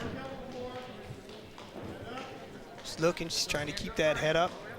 He's really pressing it down. She's kind of turtling up right now. And this is Martinek that's got her, huh? This is Martinek, yep. Yep, he's looking to get that wrist. She's trying to keep it. He actually did very good in his last match as well. Yeah, Amore's the first girl in this school's history to beat out a guy for a varsity spot. And she's listed here only a freshman, is that correct? Yeah, sure is. And her and her sister, they wrestled women's wrestling in Fargo, MinUSA, and they were the first sister tandem to be All-American. So they're both legit women's All-American. I was going to say, you know, where I went to high school, there was a female wrestler. So it's not unheard of. No. But I was going to say, how did that go, getting your girls into wrestling? They canceled basketball in 7th grade. There you go. We just kind of said, if you go a couple practices, I'll pay for the card, a couple more headgear, and you start seeing that you get out what you put in. They played softball, volleyball, basketball, lacrosse, track, cross country. So they tried it all. She got pinned. Yeah, she fought hard. A minute 35 seconds. So what do? You just got to kind of keep getting better. It could happen to any freshman. Well, we've talked about it with all of our guests, but the mental toughness it takes to be a wrestler. Yeah, I think especially for just looking at my daughters wrestling some of these guys, that's I don't know if I could go out there, Sam. I was going to say, these guys, I look at their weight, and I think about my weight, and I'm like, how does this guy look bigger than me? And he's listed at 132. It's because maybe a little more body fat once you leave the high school. I'm thinking I mean? man. I mean, I'm looking at these guys from the stands. I'm like, he's kind of short. I come and sit by you. I'm like, holy cow, look at that guy. It's like. Well, I saw the guys, the 170 guys out there. They look like 6'3", 200 pounds to me, and I'm thinking, wait, that's less than I weigh. Yeah, my other daughter, she was trying to win a varsity spot. She can't quite beat the 170 yet, but we're still working on it. But there is what you described, a lot of muscle. We got a forfeit at 38. So, wow, another forfeit. Had a few forfeits, so that score flipped it around and on. Changed a little bit. Of course, this North team got a few heavy hitters on for the higher weight classes. Yeah. Of course, Corey Gunther ranked in the state. Got your Irving Sereno at 170 as well, a nice wrestler. So not surprising to see North lose a few points in the lower weight classes. My 8th grade son had a speech tonight too, and he couldn't wrestle. And he's like around 50% starting out as an 8th grader. Here we go. We'll see what Kim can do at this weight though. This is kind of my son's partner right here.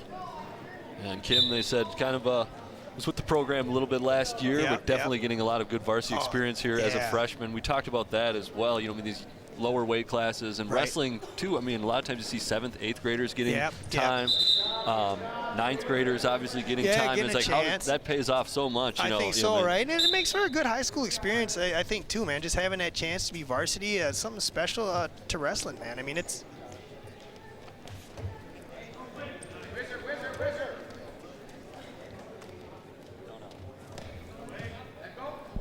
We know for sure that we got Kim Marich out there for North St. Paul. Unsure on the Henry Sibley wrestler. I'm guessing it's Parker Hickey. We've already seen Levi French Amara. Yeah. We've seen Martinek pin my daughter. All right. Okay. So we're going to go with Parker Hickey. Didn't hear the announcement, but we're up at 152 after a couple of forfeits from North St. Paul after a pinfall. So 24-12, Sibley leading here. All right. So we were just talking Kim Marich, a freshman.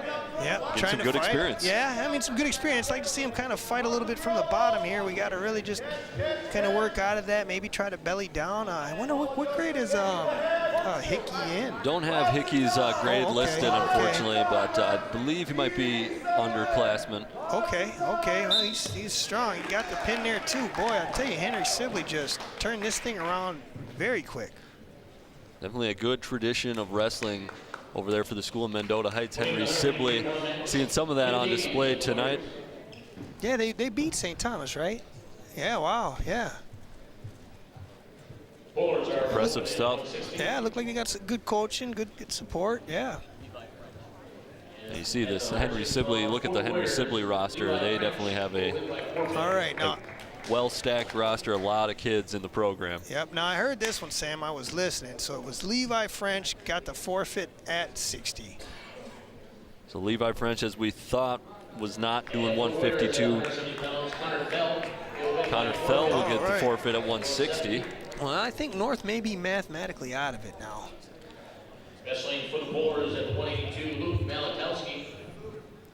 All right, well, get to see some wrestling. That's why I'm here. So 182 is what we're going to jump up to. Not sure what happened with 170. I thought I heard the forfeit. Okay, I'm sorry, we had a forfeit at 160. Yep, and we got an Ethan McGowan. Oh, here we go, Ethan McGowan, and it's 11th grader. Sorry, I missed on the last two. Sam wasn't paying attention well. We got Luke Malakowski Jr. going for North St. Paul. Just gave up the 2. Oh wow, that guy's going right for that cradle. He's reaching back. He gets the 1. Luke might want to compose himself here. Boy, that gentleman for Henry Sibley is really getting after it. Yeah, McCown doing a good job. McCown's reaching on that single. Luke's trying to defend it, reaching for a leg. What do we have here? Looking to bounce. He got some action here for these bigger guys. And they're back both up neutral. We got a 2-1 score here. A lot of action here for 182 pounds. It's about 360 plus pounds out there potentially. Wow. That's good. That's good quick math.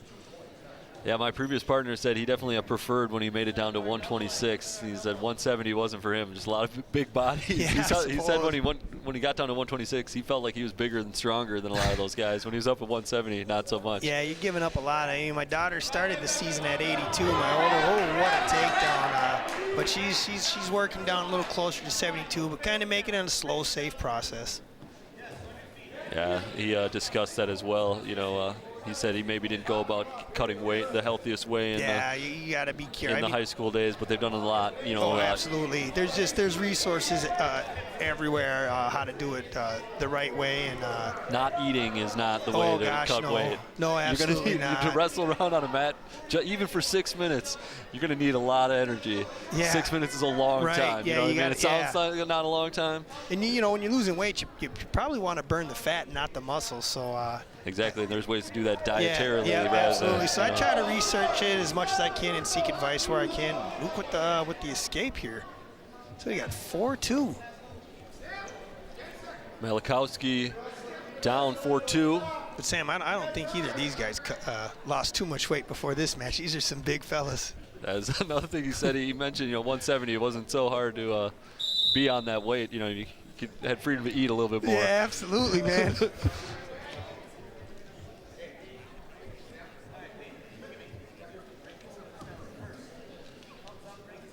Right here.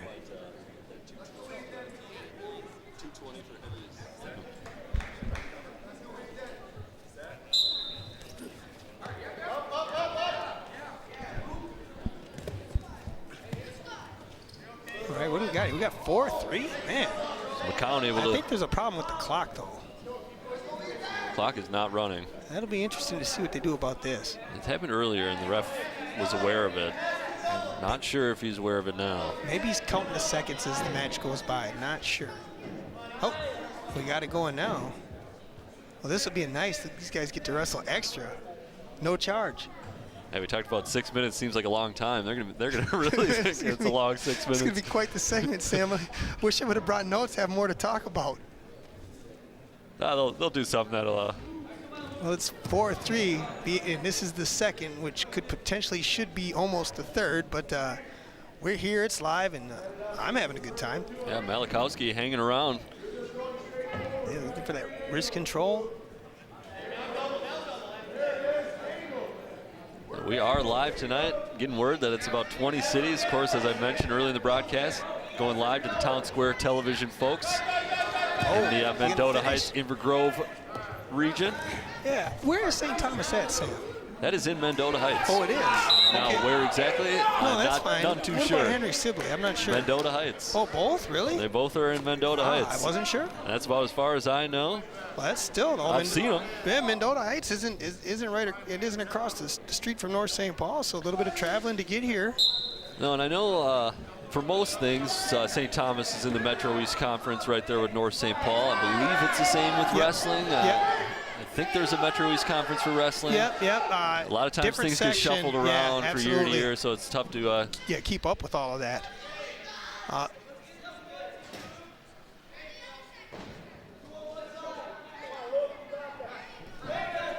right. Malakowski's really getting a ride in here on McCown. He's working something. He's driving that in. He's trying to keep that wrist about 30 seconds. I think the second period should have been over, but boy, these guys will really see what their cardio is like now because the ref is letting the clock run as is. It's a marathon wrestling. So Malakowski was able to get the 5-4 lead. I think we're going to break for some potentially dangerous. No, I think it was maybe because of the time. There was 20 on the clock. You guys didn't call the ref over.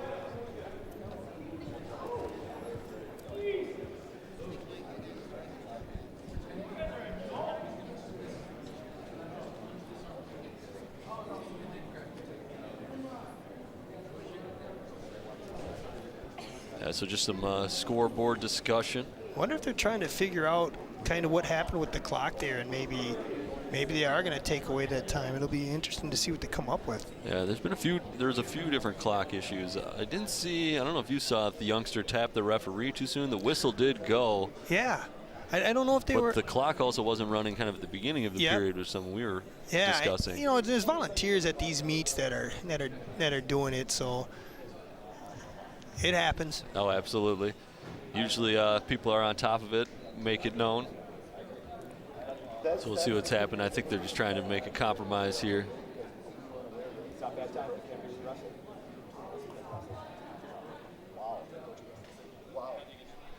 All right, so.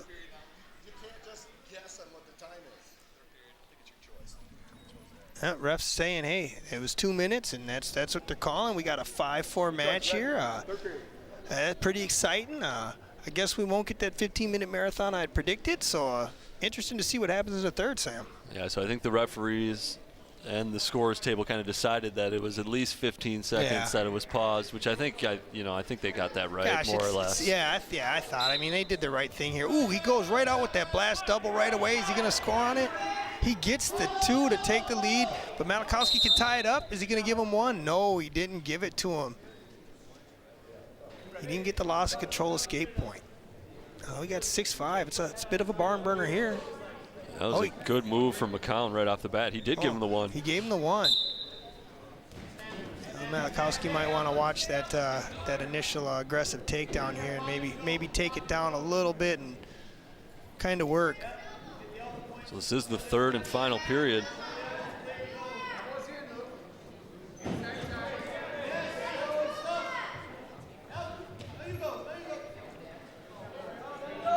And they're sending it up. It's kind of slowed down a little bit. Yeah, it was. He looked to shoot.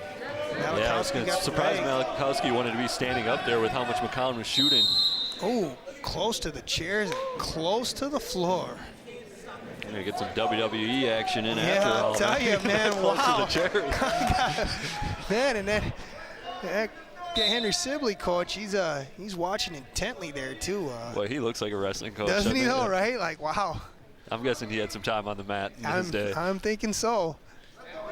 He wasn't too happy with the time decision. Yeah, I don't think that he was. It's something else awesome too. It looks like there's a lot of alum that comes back to the high schools to help with the coaching and to be involved. It really is a unique community here, and just kind of seeing this action live. He's going for the shot. Malakowski's looking to score.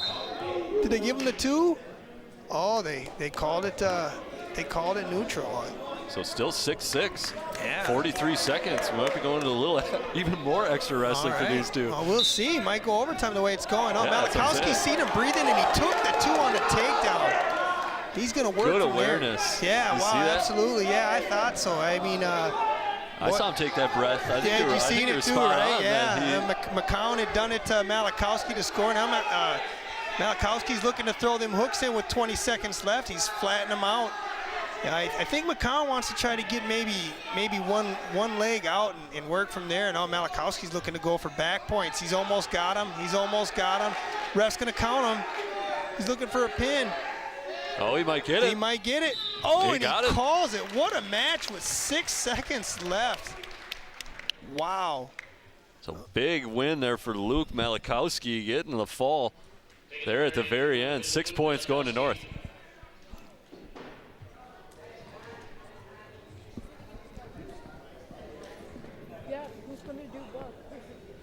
Wrestling 195-pound division for the Warriors, Gabe Delmont. And for your pullers, Cade Feist. All right, Gabe Delmont and Cade Feist here. 195. All right, Cade looking for that headlock or that snap down right there. Guys are staying. Cade Feist from North in black. Sorry, Tony. Oh, that's all Gabe right. Delmont, Henry Sibley in red.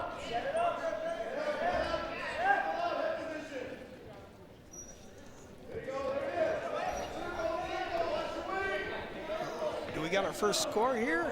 Not quite. Oh, ref gives him 2. Cade's trying to sit out. Looks like his headgear's a little loose. He got one for the escape. When you see that headgear coming loose, is that just kind of referee discretion on when to blow the whistle? Yeah, I mean, right now, Cade just wants to really just get that thing out of his eyes, and it's probably something that a wrestler should really be checking before they wrestle. I asked our last guest about how do you hear what people are yelling on the sidelines, and he was kind of saying with the headgear, sometimes you really can't hear a whole lot. It's muffled. My older daughter doesn't like to wear her headgear, and for like the women's wrestling, because she's a junior, she doesn't have to, and the reason she doesn't is because she likes to hear the coaches. Luckily for high school wrestling, they make them. It's so hard, especially at some of those bigger tournaments when you just got yelling coming from everywhere. Yeah. It's like, how do you know who's saying what? Yeah, so right. You just learn to pick out that coach's voice, I guess. I think so. Yeah, absolutely. I don't know if you heard me yelling in the stands, though. I'm pretty well heard. I'll know the voice now. Yeah, that's right. But yeah, he was saying that Coach Muller usually is the voice that he could pick out. Oh, that's fantastic. Yeah, you picked that voice. No, he's absolutely right. I didn't wrestle, so I can't quite relate, but that's pretty awesome. It's just fun finding niches in different sports and those types of things. Yeah, it's interesting. I would have thought for sure you must have been a wrestler with such a wrestling family, but just something that all the kids got into? Yeah, man. My younger son used to just be really overweight as a youth, and he just started losing a little weight and getting healthier. And I mean, now he's 8th grader with a winning record. So it just kind of health-wise, it really helped the kids out. Yeah, that's awesome. What do we got? Boy, Kate gave up that 2 at the end of the first. There was really in that bad position to give up back points. Potentially be pinned, so we'll see how it goes here in the second. Delmont going to start from the offensive position. Oh, you're getting called for the clasp already. And the 1. That's the 1. So we got a 4-3 match. It's close.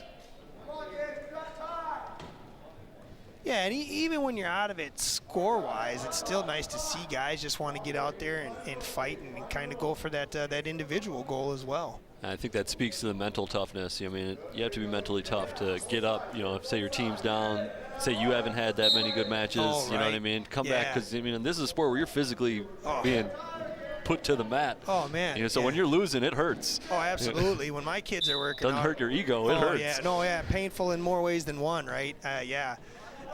Half this stuff I cannot do and don't claim to be able to. Yeah, there's a reason I didn't wrestle when I was in high school. Me too, man. Well, first of all, I wouldn't have been any good, but didn't want to do a whole lot of it either. It didn't look very comfortable. Oh, it looks tough. Oh, these guys here now. I don't know if it looks like they're breathing a bit here, or boy, the pace is sure slowed down with the 4-3 score. About a minute left in the second. Cade's looking to kind of use that overhook over the head. Looking to work something, maybe a throw. 50 seconds left to go. Period 2, 4-3 with Delmont in the lead. Yeah, I wonder how much it plays a factor that each team already wrestled another meet too. Yeah, you wonder about that. That's something I was talking about, and they were saying that they like to do these triangulars more because then you avoid having the big weekend tournament where you know you're there all day. You might wrestle 4, 5, 6 times. You know, this way you wrestle once, maybe twice. Get a couple conference opponents out of the way. You know, it just kind of covers a lot of good bases. Yeah, no, it makes sense. I mean, it's a little more time for everyone to be out, but you know, you're out and you know them. The matches are done, and yeah, it's not too much. It's a great point. For some of the duels, it's almost not even worth the time to come up. You know, it's over so quick that it's good to have a third team in here to. Seems more efficient. Yeah, for sure. I mean, for the schools, I'm sure. Yeah, I wonder cuts on the cost of traveling a little bit and things like that. But St. Thomas team's already left, so I thought maybe they pooled a bus together. But looks like each team has their own transportation. Apparently, that's the negative to hosting the triangular is you always go last. Right. So you got to stay till the very end. So being the guest, I guess, is best. Yeah, here we go. Cade's trying to work. He's working that arm. He's trying to keep him down. I don't know in this situation. He might just want to give up the 1 and not give up the 2. He's really riding high. Depends on how he feels about his takedowns. If he can chop it. Because if Delmont gets out of this, he gets 2. Well, right, but even if Cade rides him out, he would still lose. So if he thinks he can turn him, he should look to turn him. But if not, he should really be looking to cut him and trying to tie it up with the takedown. Yeah, because you give up that 1 point, you're down 2, but you're in a better spot to get a 2-point takedown. Yeah, absolutely. That's kind of the idea there. Time's ticking away. We'll see what he can do if he can kind of. Because this isn't a good scoring position. I mean, unless you flip him onto his back. Yeah, and he was looking cradle. He's looking some other stuff. Yeah, he's about a minute left. I mean, it's dependent on what he feels like. I mean, if he feels like he can't get the takedown, this is the best option. But no matter what, he probably doesn't want to give up more than 1. He gave up the class. Ugh. See, this is just great for me. I'm learning so much about wrestling. I always love learning about new sports. Wrestling's so, if you don't know it, there's so many nuances that make it really difficult to understand, and it's great getting all this inside information to really get it. Yeah, and he gave him the. Yeah, see, you didn't want to clasp there. It might have been easier to just cut him because now you're down by 3, and you've got to get back points or a takedown, let him go, and. We'll see what Kay can do here. He doesn't have a lot of time. He's maybe about time for him to look to shoot. The other wrestler is going to be Delmont's going to be a little more defensive here with short time left, really controlling that 2-on-1. Ref's looking in, might give a warning for stalling. Let's see what he'll do here. Not a lot of action. Cade's got to look to me. He's got to hit something big here, Sam. Maybe a headlock, a throw, or something. Time is short. It's been a good match. It's looking a little winded. Yeah, a little mental error at the end there, getting that clasp though. What are we doing? About 5 seconds. See if someone will explode here with the last move. Time will run out. Well, close match anyways. Only gave up 3 points on the team score. Yeah, it looks a little undersized. I mean, looking at Delmont, obviously same weight class, but Delmont's got a little bit of height. Sure does. And that can help out. I think so. Long arms, guy looks like he played basketball too. Like a linebacker. Right. That's what I'm saying. I don't know how this. I guess these guys weigh a little more than me, but not by a whole lot. Got Elliot Tuvey going against Isaiah Okoro of North St. Paul. Tuvey, one of the top-ranked wrestlers in his weight class in the state. Wow, I can tell. I mean, that guy's getting after it. Yeah, Tuvey actually lost, though, in his match against St. Thomas's Toby Lopez. Oh, wow. Yeah, so. Was it a pin? Oh, what a slam. Wow. Boy, I heard that vibrate the floor. That's, wow. Okoro has got to have a strong shoulder. That was a lot of weight slamming down right there. That Tuvey is as advertised. Wow. Yeah. And he very well will be hanging out at the XL Energy Center come March. Looks like a state entrant there. If I had to not wrestle anyone on that team, it would be him.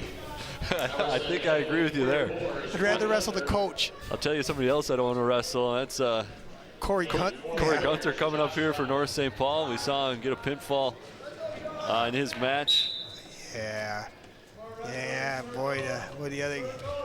And he actually pinned the wrestler from St. Thomas who got the pin here against Brown. He just took Sibley. Brown down right away. He's got that 2-on-1. I give Brown credit for just being out here trying, but yeah, it's over. Wow. And so pinfall there, and Gunter showing why he is one of the best around. Wow, yeah.